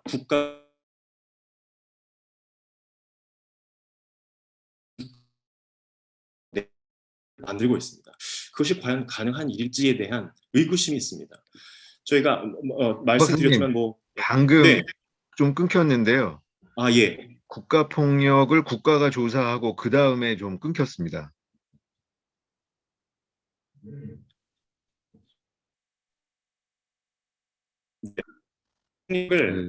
국가폭력의 사실을 국가가 처리한다라고 하는 한계가 명확하다는 얘기죠.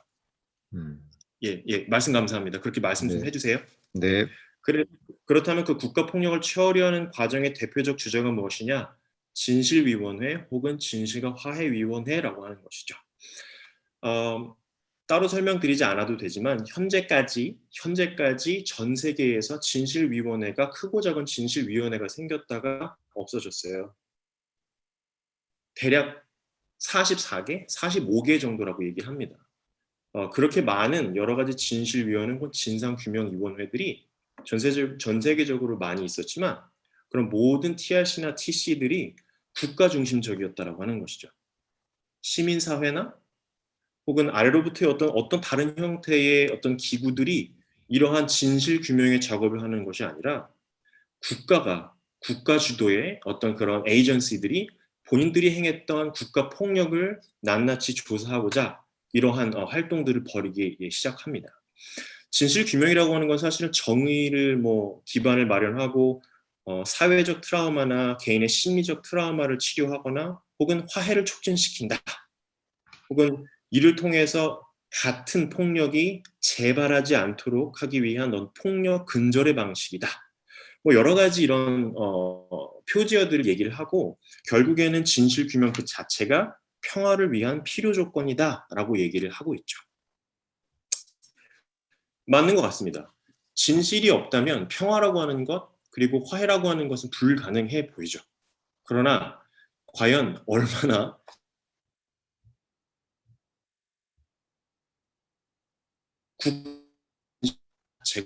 실질적으로 여러 사회에서 사회적 회복을 이루었고 개인적 회복을 이루었는지에 대한 조사가 많이 진행되는데요. 결과는 안타깝게도 굉장히 낮습니다.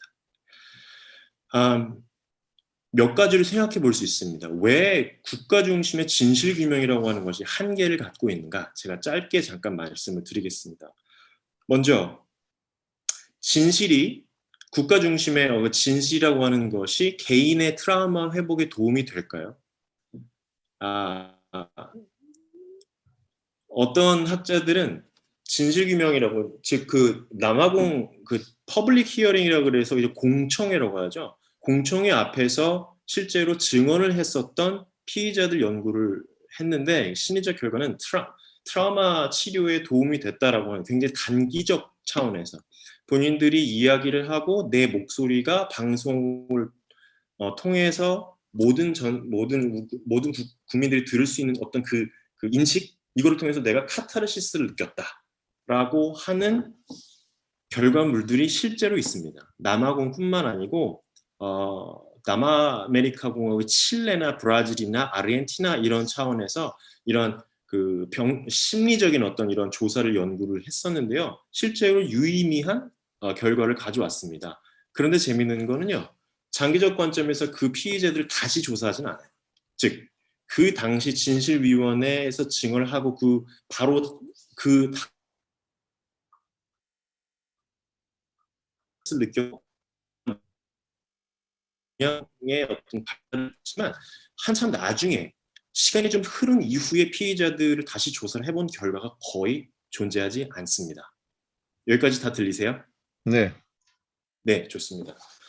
그래서 이러한 차원의 어떤 장기적 관점에서 진실 규명 그 자체, 그리고 본인들이 이야기하는 그 스토리텔링 그 자체가 국가적 차원에서 실행했을 경우에 얼마나 그 효과성이 장기적 관점에서 오래 가는지에 대한 연구는 제가 알기로는, 겸손하게 말씀드립니다. 제가 알기로는 아직 없습니다. 이 부분에 대해서는 저희가 조금 심각하게 받아들여야 할 부분입니다.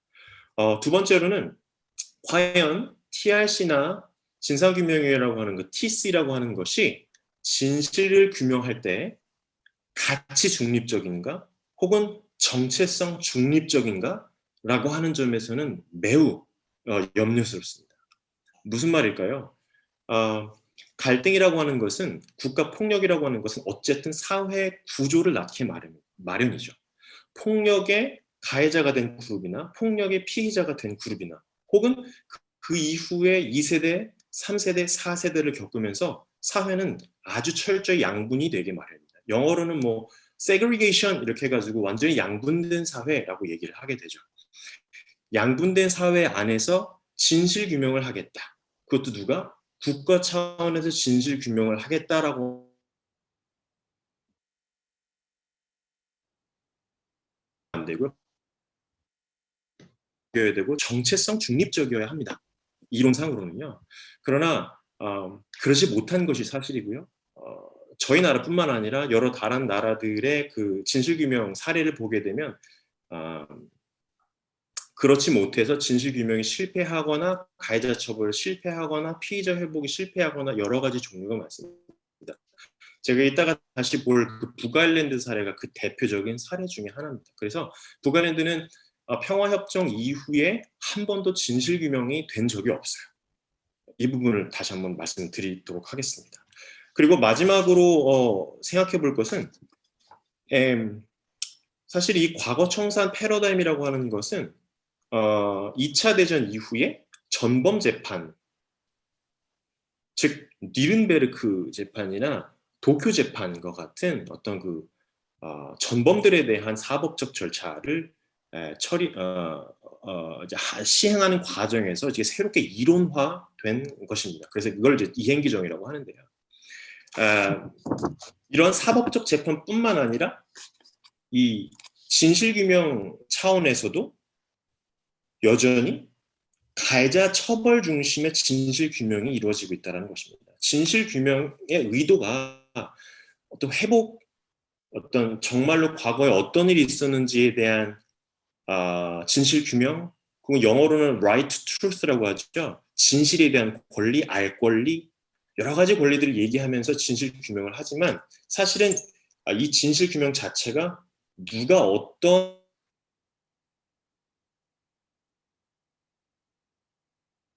그래서 해야 하면서 이러한 사법적 그러한 의도가 굉장히 다분한 이런 진실규명을 하게 된다라고 하는 것이죠.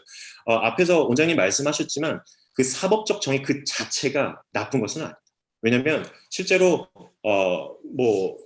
제가 특별한 어떤 특정 인물을 거론하지는 않겠습니다. 이런 모든 폭력의 가장 상층부에 있는 폭력 구조의 가장 상층부에 있는 너무나 당연하고 너무나 우리가 너무 알고 있는 어떤 이런 사람들에 대한 처벌은 이루어져야 하겠죠. 그러나 그 가해자들이라고 하는 것들도 기준이 각각 다르고요. 컨텍스트가 각각 다르기 때문에 그런 모든 가해자 그룹을 하나로 뭉뚱그려서 처벌해야 된다라고 하는 내러티브 형성되는 이상 사회는 갈라지게 마련이고 다시 회복은 불가능한 어떤 그런 정도까지 나아간다라고 하는 것에서 그런 부족한 것들이 나타나게 된다라고 하는 것입니다. 그래서 이러한 어떤 국가 주도의 진실규명 자체가 죄송해요. 여기에 진실규명에 대해서 이제 제가 굉장히 회의적으로 말하는 것 같지만 진실규명은 굉장히 중요하고 일단 국가 중심의 진실규명이라고 하는 것은 이루어져야 한다고 저는 봅니다. 왜냐하면 이것은 역사적인 어떤 그 내러티브 차원이 있기 때문에 국가가 자신들이 행한 어떤 그 악행을 다시 한번 재확인하고 그것에 대한 국가적인 어떤 사과를 하고 국민들에 대한 인정과 사과 이런 절차가 필요하기 때문에 분명히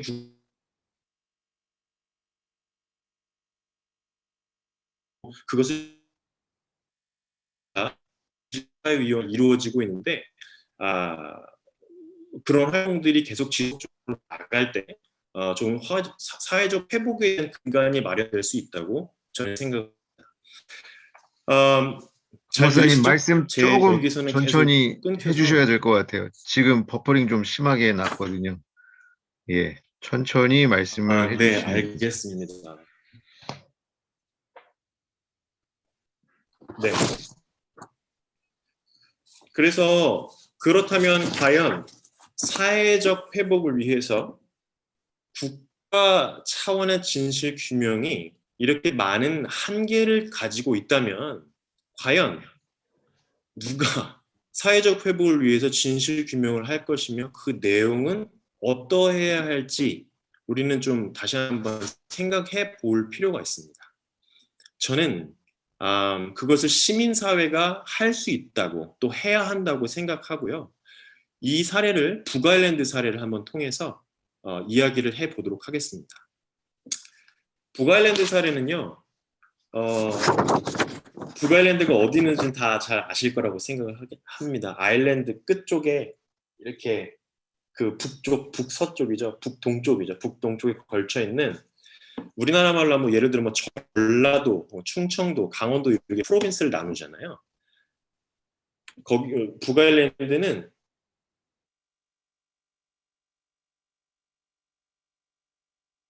차원의 스터디에 해당하는 그 영토를 현재 북아일랜드라고 얘기를 하는 것이죠. 이 북아일랜드 얼스터 지방은요. 사실은 예전부터 17세기, 14세기 혹은 더 과거로 돌아가면 9세기서부터 영국인들이 특별히 영국인들 중에서 스코틀랜드 사람들 중심으로 플랜테이션, 대규모 농장 있지 않습니까? 대규모 농장을 위해서 얼스터 지방에 많이 이주를 가요. 그래서 농장을 하고 경제적인 어떤 이득을 얻기 위해서 스코틀랜드 중심의 영국인들이 아일랜드 섬으로 넘어가서 얼스터 지방에 정착을 하게 되는 것이죠. 여기에는 새로 이주한 스코틀랜드 사람들과 원래 네이티브였던 아일랜드 사람들의 종교가 달랐고요. 언어가 달랐고 문화가 달랐고 여러 가지 면들이 많이 달랐습니다. 그 당시까지 아일랜드는 갤릭이 아니라 아이리쉬라고 해서 영어와는 완전히 다른 그런 언어를 사용하고 있었고 9세기에 영국에서 전파된 카톨릭이 중심이 되어서 완전히 카톨릭 국가였었고요.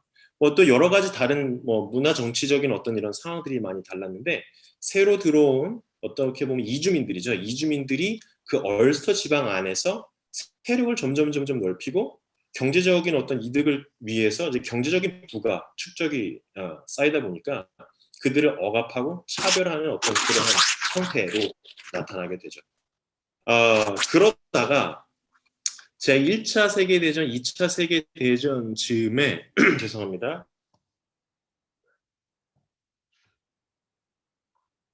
성행을 하게 됩니다. 이 민족주의의 성행은 사람들이 민족주의적 아일랜드를 굉장히 강화시켰던 시기이기도 하죠. 근데 안타깝게도 이 시기에 그걸 20서부터 얘기를 할 수 있는데요. 1921년에 아일랜드 그 북부 지방에서는 얼스터 지방이 영국 의회로 넘어가게 됩니다. 이전에 더블린이라고 하는 수도에서 서로 이제 유혈 갈등이 계속 있었다가 21년에 공식적으로 이제 얼스터 지방이었던 지금의 북아일랜드 지방 영국으로 넘어가게 돼요. 그러다가 1949년에 아일랜드가 독립국으로서 아일랜드 공화국을 선포를 하게 되죠. 그래서 아일랜드 리퍼블릭 오브 아일랜드라고 하잖아요. 그래서 그때부터 이제 영어로는 파티션이라고 하는데 이제 분리가 되는 거죠. 지금은 북아일랜드에 가보면 실제로 일단 철책선이 아니죠. 이렇게 분리선이라고 하는 것이 없지만 그 당시에는 분리선을 해두어서 통용도 제대로 되지도 않았고요. 그래서 북아일랜드 지방만 따로 분리 독립을 하게 된 거죠. 그러다 보니 북아일랜드 안에는 아일랜드 사람들과 전통적인 그 영국 사람들이 아주 교묘하게 섞여서 지내고 있었습니다. 이 사람들이 이제 파티션이 나눠지다 보니까 여기에서 이제 갈등이 실제 유혈 갈등이 엄청 90년대 벨파스트 평화 협정을 맺게 됩니다. 이것을 30년 동안의 유혈 갈등이라고 하는데 영어로는 더 트러블스라고 합니다. 갈등 이렇게 번역을 할 수 있겠죠. 이 30년 동안의 유혈 갈등이 극에 달합니다. 그래서 결국은 1998년에 평화협정이 맺어지고 지금까지 여러 가지 이제 과거 청산의 문제라든지 평화협정의 문제라든지 컨플릭트 레졸루션, 갈등 해결의 방식이라든지 이런 것들이 많이 연구되고 실제로 어떻게 평가를 하는지는 모르겠지만 잘 된 프로세스다, 실패한 프로세스다라고 하는 양분. 그런데 하고 싶은 말씀은요. 이 아일랜드 분쟁을 위한 평화 프로세스는 과거 청산 중심의 평화 프로세스였습니다. 두 개로 나누어진 즉 영국 연합주의자들과 아일랜드 민족주의자들이 이 두 그룹이 철저히 양분이 되어서 다르게 살고 종교가 다르고 학교가 다르고 심지어 쇼핑몰도 나눠져 있어요. 개신교인들이 가는 쇼핑몰들과 가톨릭인들이 가는 쇼핑몰들도 나눠져 있고 이름도 다르게 짓습니다. 그래서 이게 훑는 거죠. 위아래를 훑으면 저 사람이 내 적인지 혹은 내 아군인지 이런 거를 이게 체득적으로 삶에서 계속 습관화된 어떤 이런 모습들이 있죠. 실제로 영국군이 그 아일랜드 민족주의자들에 대한 IRA라고 하죠. 국가 폭력을 행사를 하게 되죠. 이 아일랜드 갈등에서는 개신교 즉 이 영국 연합주의자들이 중심이 되어서 가톨릭 분리주의자들에 대한 엄청난 차별을 행사하게 됩니다. 아일랜드 갈등에서는 이러한 폭력들이 국가 폭력으로 정의되고 있고 이거를 어떻게 처리하는가, 우리가 이걸 어떻게 우리가 dealing with the past, 즉 과거를 어떻게 청산해야 되는가에 대한 도전적 과제가 남아 있습니다. 그러나 아까 제가 말씀드렸듯이 북아일랜드에서는 과거 청산, 즉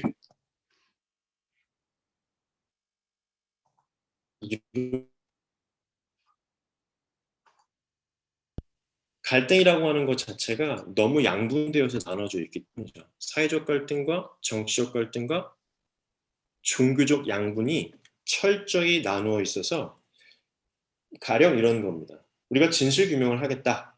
그래서 A는 B였다라고 국가가 나서서 진실 규명을 하는 순간 이것은 나의 진실이 아니라 너의 진실이고 너의 진실이 아니라 나의 진실. 즉 진실 자체가 객관성을 유지하기 굉장히 어려운 상태이기 때문에 서로가 서로의 그 자체가 자신의 정체성이 깊게 나와 있기 때문에 그렇죠. 그래서 정부가 진실을 규명한다라고 하는 것은 우리 집단에서 굉장히 위협으로 다가올 수 있습니다. 그래서 지금까지 한 번도 북아일랜드에서는 진실 규명 자체가 국가 차원에서 시도된 적이 없습니다. 그렇다면 그게 달까요? 그렇지 않습니다. 1998년에 평화협정이 맺어지기 바로 직전에 1992년서부터 1993년까지 시민사회 중심으로 진실 규명 작업을 한 경험이 있습니다. 북아일랜드에서. 제가 이거를 PPT에 띄우면 참 좋겠는데요. 다 보이시나요? 네. 영어로는 The 웁살 커미션이라고 나왔죠. 예. 웁살 커미션. 웁살은 노르웨이 학자였던 토켈 웁살이라고 하는 사람이 이제 좌장이 돼서 시민들을 중심으로 시민들이 무엇을 얘기하고 시민들이 갈등을 경험한 이 모든 것들을 한번 이야기해봐라 라고 하는 공론화 작업을 한 커미션입니다. 이것은 순수하게 100% 그 시민사회 중심의 위원회라는 점에서 유의미합니다. 1992년 1월서부터 2월까지 한 19일 정도의 시간 동안 약 3,000명의 사람들이 이제 그 커미션에 와서 자신의 경험들을 이야기하게 됩니다. 내가 갈등에서 경험했던 어떤 그런 아주 소소한 이야기들을 이 커미션에 와서 이 위원회에 와서 자신들의 목소리를 내기 시작하죠. 그래서 이거를 거의 495페이지 아주 두꺼운 책으로 결론을 냈습니다. 그래서 이거는 이 지금 웁살 커미션이라고 하는 것은 마치 동티모르 그 진실규명위원회가 이제 끝나고 나서 두꺼운 책을 냈는데 그것의 이름을 체가라고 하죠. 체가. Never again. 다시는 그러지 말자. 혹은 라틴어로 눈까마스라고 얘기를 하죠. 이 보고서 자체를 눈까마스로 하거나 체가라고 해서 같은 폭력이 다시 일어나지 않을 수 있는 아주 그 세세한 기록들을 담아냈습니다. 이거는 새로운 폭력이 않기 위한 어떤 그 폭력의 방지 차원에서 할 수 있는 전형적인 아래로부터의 구술 도큐멘테이션 작업이라고 할 수 있는데 지금 현재 이 북아일랜드에서 그러니까 1992년서부터 1993년까지 이루어진 시민사회 중심의 그 이제 위원 진실규명 작업이라고 할 수 있습니다. 여기서 이 웁살 커미션의 특징은 남녀노소 갈등 실제로 피해자와 가해자 드러내진 않죠.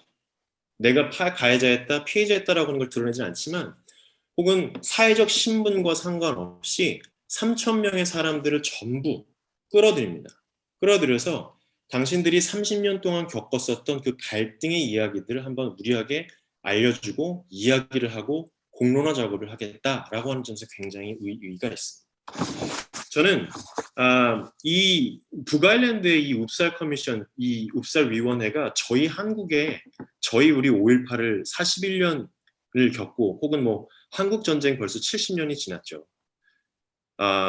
여러 가지 국가 중심의 위원회들이 생겼다가 또 없어지고 또 이제는 2차 진실규명위원회가 3+1이죠. 이제 한 3년 정도, 3년보다 조금 더 남아있죠. 그 이후에 우리가 사회적 회복을 위해서 어떠한 작업을 해 나갈 것이냐, 지금부터 어떠한 작업을 준비해 나가야 될 것이냐 라고 하는 물음을 저희 회복적 정의 차원에서 지금부터 시작해야 된다고 생각합니다.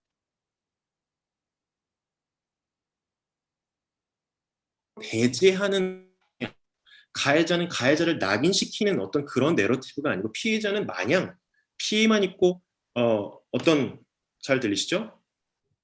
영원히 경제적인 도움이 필요한 어떤 그런 나약한 존재로만 인식되는 것이 아니라 피해자들도 목소리를 낼 수 있고 가해자들도 목소리를 낼 수 있는, 아까 저기 이재용 원장님 말씀하셨던 그런 사회적 사면 혹은 사회적 공론화 작업이 아래서부터 이루어져 나가야 한다고 생각합니다. 그것이 회복적 정의 운동의 의의라고 생각을 하고, 이것이 과연 가능하지 않을 것 같다라고 하는 어떤 회의가 분명히 있을 수 있습니다. 그러나 우리가 1992년, 1993년 북아일랜드에서 봤듯이 온전히 시민사회 중심이 된 어떤 이러한 진실규명 작업이 가능하고, 실제로 이것을 통해서 1998년에 평화 프로세스, 평화 협정이라고 하는 것이 많이 배웠어요. 여기 안에 있는 프레임들이 1998년 그 평화 협정이 엄청나게 많이 들어오게 됩니다. 이것은 조금 더 연구가 더 필요하지만 기본적인 프레임은 그렇습니다. 그렇기 때문에 이러한 작업이 가능하다라고 하는 것을 말씀드리고 싶습니다. 일단 제 이야기는 여기까지 하고요. 질문이 더 있으면 구체적으로 조금 더 심화해서 얘기했으면 좋겠습니다. 좀 인터넷이 좀 안 좋았는데 들어주셔서 감사합니다. 네, 감사합니다. 그 인터넷 환경이 좀 좋지는 않았는데요. 기본적으로 하시려고 하시는 말씀들은 좀 전달되지 않았을까 싶습니다. 예, 그러면 우리 이 시간에 우리 이재용 이사장님하고 강영민 박사님께 궁금하신 내용 있으시면 우리가 질의응답을 함께 나누는 시간을 갖도록 하겠습니다. 한 분이 의견을 주셨는데요. 혹시 이 강 박사님 인터넷 때문에 질의응답도 잘 이게 끊기게 되면 통화를 하는 것을 제가 강 박사님한테 전화를 드려서 그 통화하는 것을 여기 스피커폰으로 들을 수 있도록 하는 게 그게 좀 나을 수도 있겠다라는 아이디어를 주셨거든요. 예, 그래서 혹시 한번 해보고요.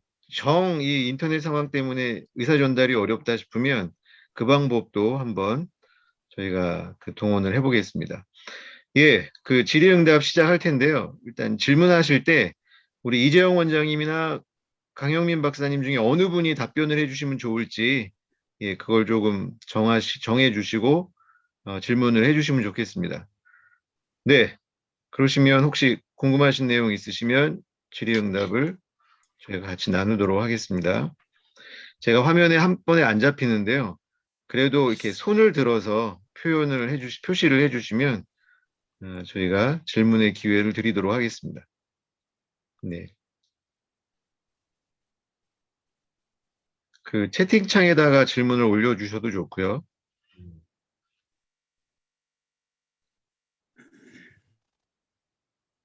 네, 우리 황태진 선생님, 네, 질문해 주십시오. 네, 안녕하십니까. 반갑습니다. 네. 저는 광주 민주화 운동의 성지라고 해서 광주에 살고 있습니다.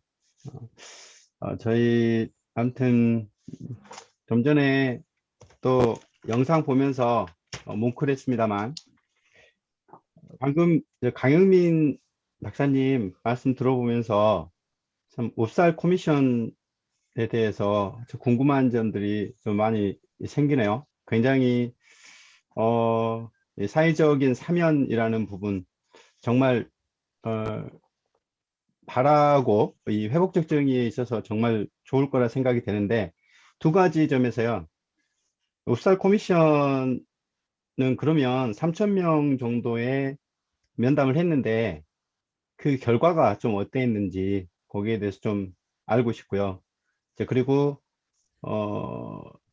동일하게 이제 사회적 사면이라는 부분들 얘기를 하셨는데, 그러면 옵살 커미션을 운영을 하는 데 있어서 국가의 어떤 개입은 전혀 없었는지, 아니면 국가의 지원은 있었는지, 이 부분에 대해서 앞으로 현실적으로 우리가 어떤 시민단체 위주의 진실과 화해위원회를 꾸려갈 때 이러한 국가의 역할을 전혀 배제할 수는 없을 것 같은데요. 그러면 현실적으로 이제 국가가 어느 정도 지원을 해야 되는 것인지, 아니면 아예 빠져야 되는 것인지, 아니면 구성에 있어서만 하고, 그래서 중립성, 국가는 어느 정도의 중립성을 보장할 것인지 하는 부분하고요. 그리고 그럼 국가가 개입 안 했을 때, 그럼 사회적 사면이라는 용어가 과연 맞는지, 이게 국가에서 사면하는, 예를 들면 이 사면을 우리는 처벌에 있어서 사면이라는 용어를 쓰는데, 그러면 이런 것들이 그 결과에 있어서 어떻게 될지 여기에 대해서 궁금합니다. 이상입니다. 네, 감사합니다. 강영민 박사님 말씀 듣겠습니다. 네, 천천히 답을 해드리도록 하겠습니다. 먼저 이 웁살 커미션, 말씀을 좀 드렸어야 되는데, 웁살 커미션은요, 안타깝게도 전문을 갖고 있지 않아요, 제가.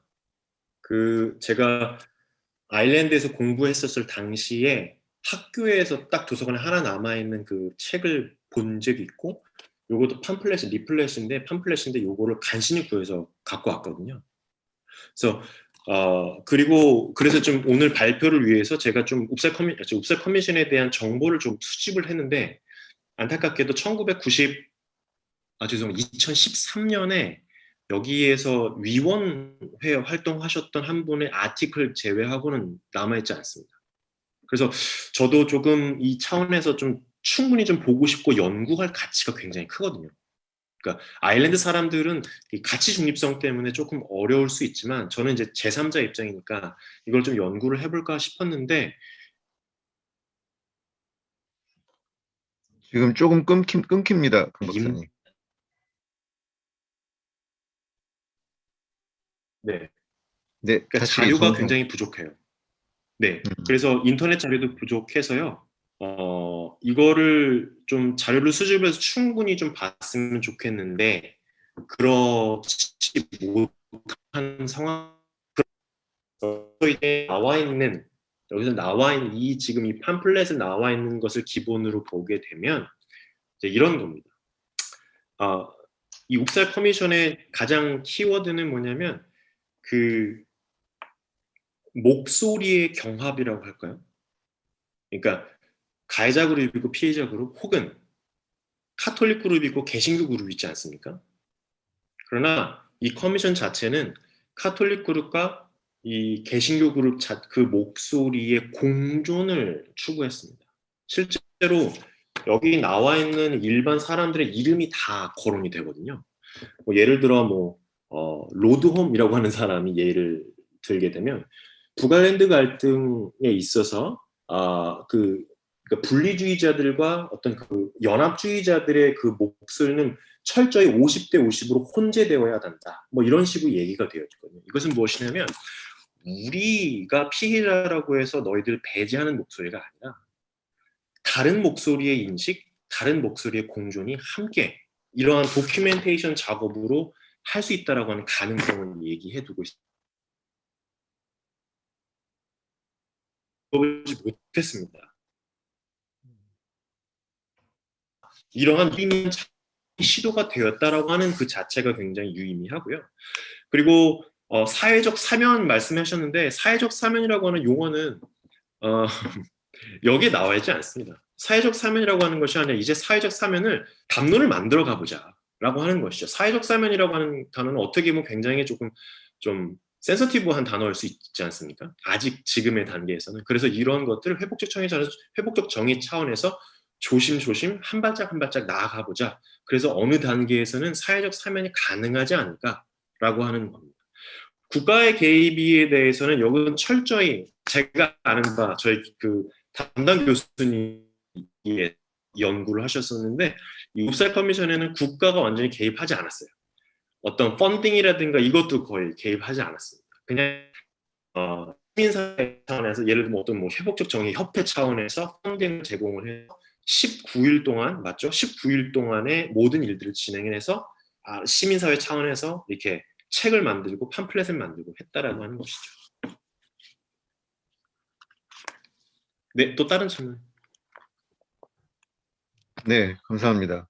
혹시 또 궁금하신 분 있으시면 질문 나누겠습니다. 예, 우리 유혜선 선생님께서 질문해 주시겠습니다. 네, 안녕하세요. 저는 유혜선이고요. 저도 강영민 박사님께 이어서 질문이 있습니다. 지금 옵살 커미션에 대한 소개를 해주셨는데요. 네. 네, 개인적으로 좀 궁금한 게 국가가 개입하지 않은 시민적 차원의 그 담론이 어떻게 국가 제도 안에 영향을 주었는지, 그러니까 19일 동안 진행된 이 작업이 이후에 평화협정에 어떻게 영향을 주게 된 그 과정을 조금 더 구체적으로 들어보고 싶습니다.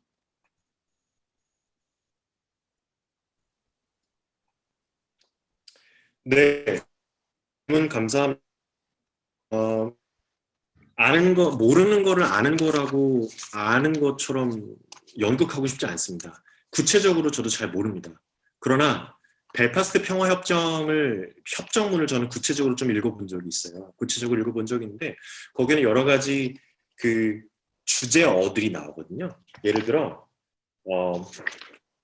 죄송합니다. 제가 영어로 해서 제가 아직 이게 죄송합니다.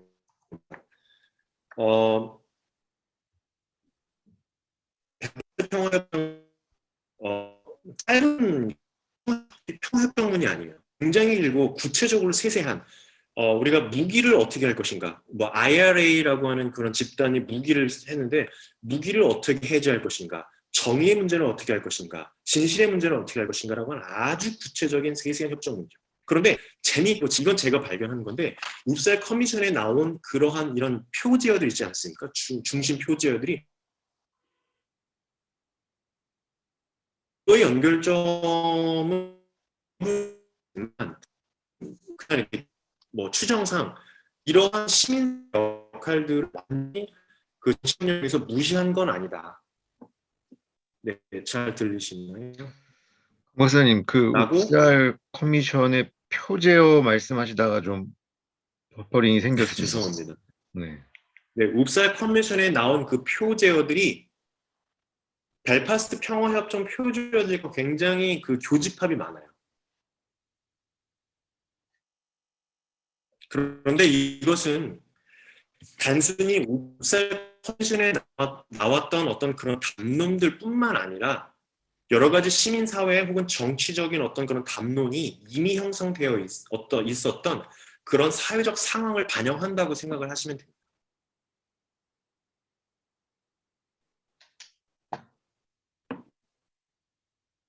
참 불편하네요. 인터넷이 많이 끊겨서. 협회가 돈이 많으면 강 박사님한테 인터넷 선부터 깔아드리고 싶은 마음이 많이 듭니다. 대학교인데 어떻게 대학교가 그 여기 채팅창에 박바람 선생님께서 질문을 하나 올리셨는데요. 그 굉장히 이 논의 자체가 의미 있다라고 말씀해 주셨고요.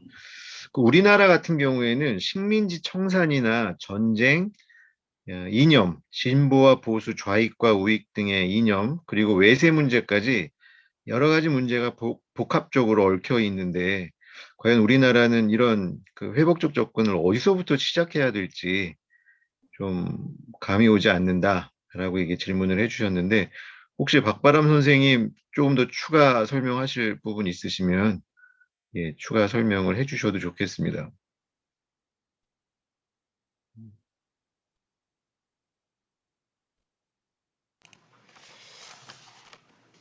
네, 그 정도 저도 조금 그 제대로 이해하지 못해가지고 그 정도만 일단 말씀드리고 구체적으로 이런 일을 한다면 뭐 역사적으로 어디서부터 거슬러 올라가야 될까? 아니면 뭐 어떤 사람부터 시작해야 될까? 또 관계 당사자가 너무 광범위하고 그래서 누구로부터 접근을 해야 될까? 조금 막막해서 한번 질문을 드렸습니다. 네. 혹시 이 질문에 대한 답변은 그 원장님께 부탁드려도 될까요? 일단 인터넷이 안전한 원장님이 먼저 좀 이야기해 주시죠. 네. 인터넷 탓으로 어려운 거를 저한테 던져주신 것 같은데. 사실 그 박바람 선생님 말씀하신 것 같은 경우에 과거사에 대한 회복적 접근 또는 심지어 응보적 접근, 우리가 그냥 알고 있는 과거사 청산 자체에 되게 어려움을 준 요소이죠. 뭐 누구나 부인할 수 없는. 아까 그 강 박사님도 얘기했지만 누가 주체냐, 거기서 말하는 국가라는 게 진짜 완전한 뭐 과거와 완전히 단절되어 있는 전혀 이해관계가 없는 주체라고 볼 수 있느냐 하는 문제부터. 근데 오히려 저는 한국 사회에서 가장 큰 도전은 그거 같아요. 과거사를 제대로 다룰 수 없는 환경에 계속 반복적으로 노출돼 왔다라는 그 실패감, 그 패배감이 줬던 사실은 그 무력함이 굉장히 크다고 봐요. 뭐 과거 정권들에 의해서 그 시도 자체가 굉장히 그 무너져 버리는 일들이 너무 많았기 때문에, 그래서 사실은 오히려 저는 무관심 쪽으로 더 흘러가는 게 제일 큰 문제가 아닐까 하는 생각이 들고요. 그리고 저는 그 다른 나라의 TRC 같은 뭐그 구조, 이완기 정의를 쭉 봤을 때 아주 구체적 개인들의 삶을 회복하고 또 가해자들에 대한 정확한 진실을 밝혀서 세우고 하는 그 모든 디테일도 이루어진 것은 없어요. 그러니까 일종의 큰 틀에서의 정리 측면이 사실은 의미가 있고, 여기서 말하는 청산이라고 하는 것이 모든 그 참여 개인들에게 일일이 영향을 주기는 굉장히 어려운 거라는 걸 인정을 해야 될 것 같아요. 그래서 저는 이 상징성이 갖는 의미를 되게 높이 보는 거지, 그게 가져왔던 실효적 그 효력을 아주 중요시 보긴 쉽지 않다. 우리도 되게 짧지만 북아일랜드 갔을 때도 여전히 그 사람들은 상처를 갖고 살죠. 어쩔 수 없이. 그래서 사실은 정말 막막하고 어렵고, 그다음에 정치적 입장도 첨예하게 나눠진 상태에서 과거사 청산 자체가 사실은 어렵다 보니까 저는 지금 우리가 좀 경계해야 될 거는 가능성마저 우리가 아예 놓쳐버리는, 그러니까 어떤 상상력도 발휘할 수 없는 이런 그 패배의식이랄까, 이런 것들에 대해서는 여전히 좀 고민이 많은 것 같고요. 그 이번에 저희가 그 지실과 5.18 진상위를 이렇게 좀 뒤에서 같이 좀 도우려고 노력을 하면서 봤을 때, 국가에서 주도하고 있는 이런 특별위원회들에게 사실은 그 맡겨놓고 진행하고 있는 이런 것들이 과연 얼마나 실효성일지 되게 의문이 생기거든요. 저는 오히려 거기가 그 엄브렐라 역할을 하고 이 사회 여러 단위에게 그 역할을 분담하고자 초청하는 게 되게 필요한 시점이 아닌가 생각이 드는데, 아까 말씀드린 것처럼 진상을 밝히는 것에 우리가 모든 수단을 동원해 보겠다라고 하고 있는 게, 저는 오히려 그런 기회를 좀 상실하고 있지 않는가 하는 안타까움이 있어요. 저는 사회적 사면이라는 그 이야기를 그 모임에서도 했었는데, 그거는 진상이가 할 수 있는 문제는 아닌 것 같더라고요. 오히려 종교계나 시민사회 그룹에게 우리의 역할은 지금까지 맞춰지지 않은 이 진실의 피스를 맞춰보기 노력할 테니까 종교계나 시민사회가 같이 나서서 이 과거의 문제를 더 시간이 흘러가기 전에 사회적 사면을 선언하고, 그 안에 가해자든 피해자든, 특히 가해자 그룹일 텐데 그 그룹이 나와서 자기들의 이야기를 비공식적으로 이야기할 수 있고, 그것을 기본으로 해서 진실을 밝히고 아직도 채워지지 못한 피해자들의 고통을 조금이라도 해소하는데 역할을 해주기를 바란다라고 하는, 이거는 사실은 그 활동 기한이 정해있지 않은 거죠.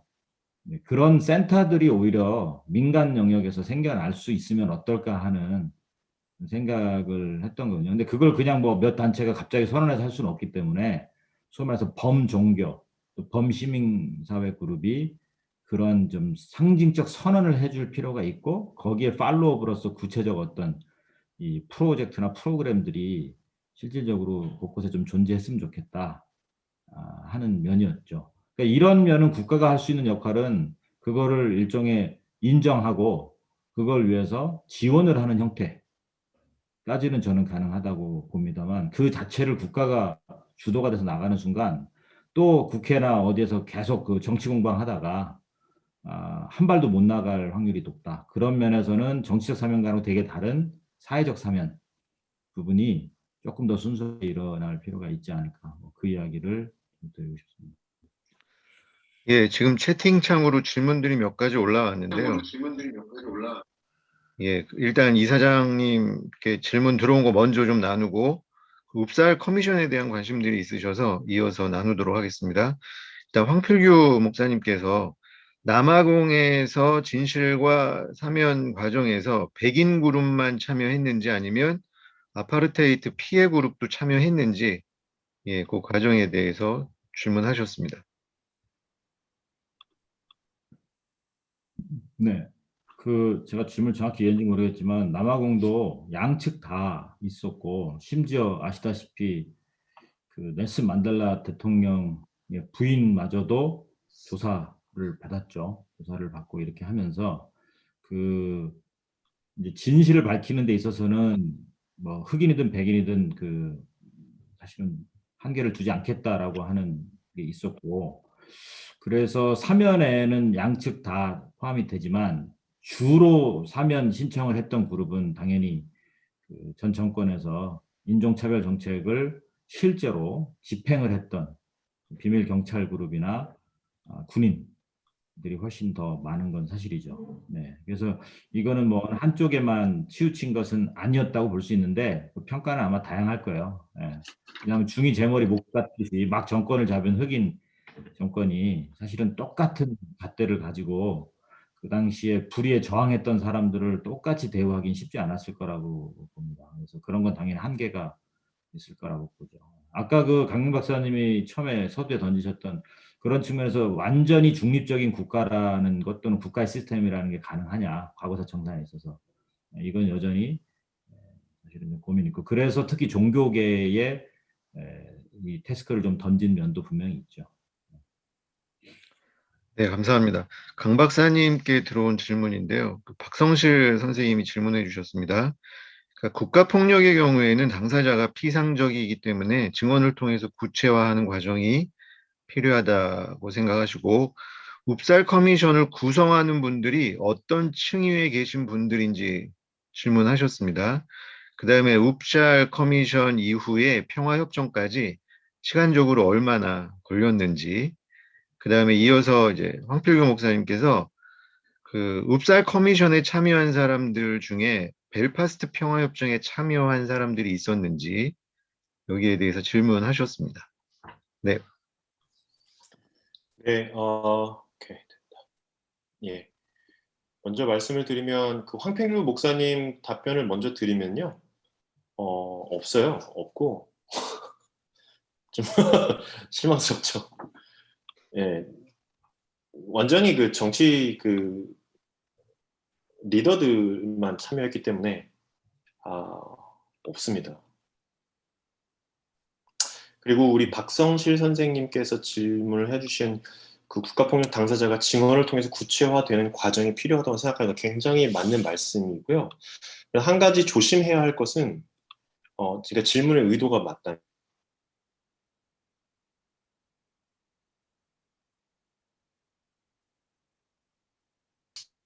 강 박사님 지금 제1기 조금 지금 버퍼링이 생겼는데요. 처음부터 다시 이야기해 주시면 좋을 것 같습니다. 그 박성실 선생님 질문에 대해서. 네. 그 증언을 통해서 당사자, 그죠? 그거를 확정하는 데 있어서 증언이 중요하다. 예를 들어 그런데 저희가 한 가지 기억해야 할 것이 있습니다. 제1기 진실과 화해위원회의 그 진실 과정을 보게 되면 가해자가 누구인지 피해자가 누구인지 확정하는 과정이 있지 않습니까? 저는 좀 회의적이었어요. 뭐 지금 진실위에서 활동하시는 조사관님들은 어떻게 생각하실지 모르겠지만 저는 100% 객관적인 진실 그 잣대가 있다고 저는 보지 않아요. 즉 벌써 몇십 년 전, 수십 년 전에 있었던 그 역사적인 이야기, 그 사건들에 대한 객관적인 사료 없고요. 객관적인 증언, 저는 회의적입니다. 그래서 우리가 그 증언을 통해서 그 이해 당사자들을 그 이제 확정하는 과정이라고 하는 것은 논의가 더 필요하고 우리 조사관님들이 그것에 대해서 조금 더 심혈을 기울여야 할 것 같습니다. 하여튼 질문은 그렇고요. 그 다음에 옵사이 커미션을 구성하고 있는 층위에 계신 분들 어떤 분들인가요? 뭐 이렇게 말씀드리면 송구스럽지만 교수님들이 많았어요. 이 연구자들이 많았고 여기 보면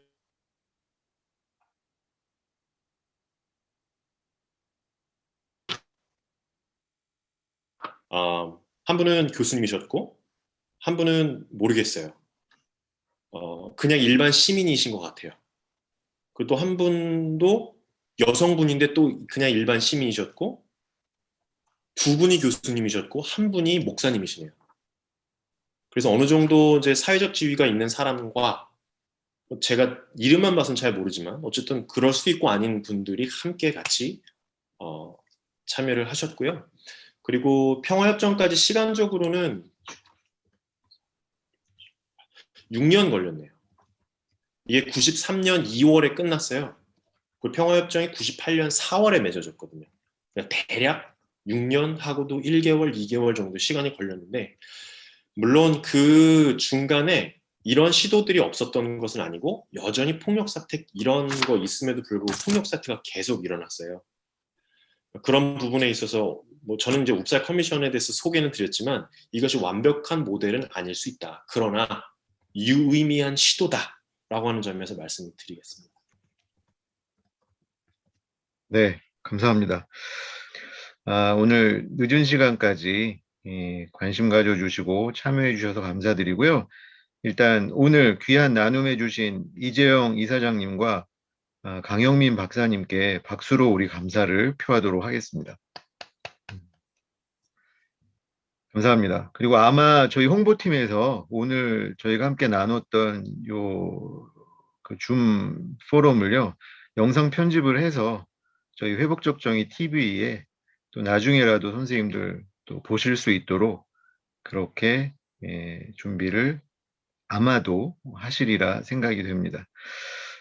광고 하나만 하고 마무리하겠습니다, 선생님. 오는 5월 27일이 저희 협회 7주년 되는 기념일입니다. 협회가 벌써 7주년이 됐습니다. 그래서 협회에서 계획하고 있는 몇 가지 협회 회원들을 위한 이벤트가 있는데요. 제가 그 포스터 하나 공유하겠습니다. 예, 우리 홍보팀에서 멋지게 만든 7주기 우리 협회 홍보 포스터입니다. 감사 이벤트로요. 저희 주식회사 피스빌딩에서 제작한 포스터가 있습니다. 우리 회복적 질문, 서클 규칙 이런 포스터가 있는데 이거를 우리 협회 회원님들께 선물로 드릴 예정이고요. 또 현재 여러 곳에서 진행 중이긴 합니다만 그 이재영 이사장님이 쓰신 회복적 정의 세상을 치유하다 그 온라인 책 모임이 그 여러 군데에서 진행되고 있는데 이 책 모임 지원을 협회 차원에서 하려고 합니다. 그래서 뭐 소정의 선물도 보내드리고 줌 링크도 지원해드리고 그래서 온라인으로 이런 공부 모임이 좀 확산될 수 있도록 협회에서 지원을 할 예정입니다. 보다 자세한 그 내용은 아마 조만간에 저희 홍보팀에서 협회 회원분들께 문자로 또는 뭐 이메일로 보내드릴 것 같고요. 예, 그러면 일단 9시가 됐습니다. 예, 여기서 마무리 짓도록 하겠습니다. 자, 아쉽지만 다음 기회에 또 뵙도록 하고요. 네, 선생님들 편한 밤 되시기 바랍니다. 예, 마치겠습니다, 선생님. 수고하셨습니다. 수고하셨습니다. 감사합니다. 자, 줌을 닫도록 하겠습니다. 네, 수고하셨습니다. 수고하셨습니다. 네, 수고하셨습니다. 반가웠습니다.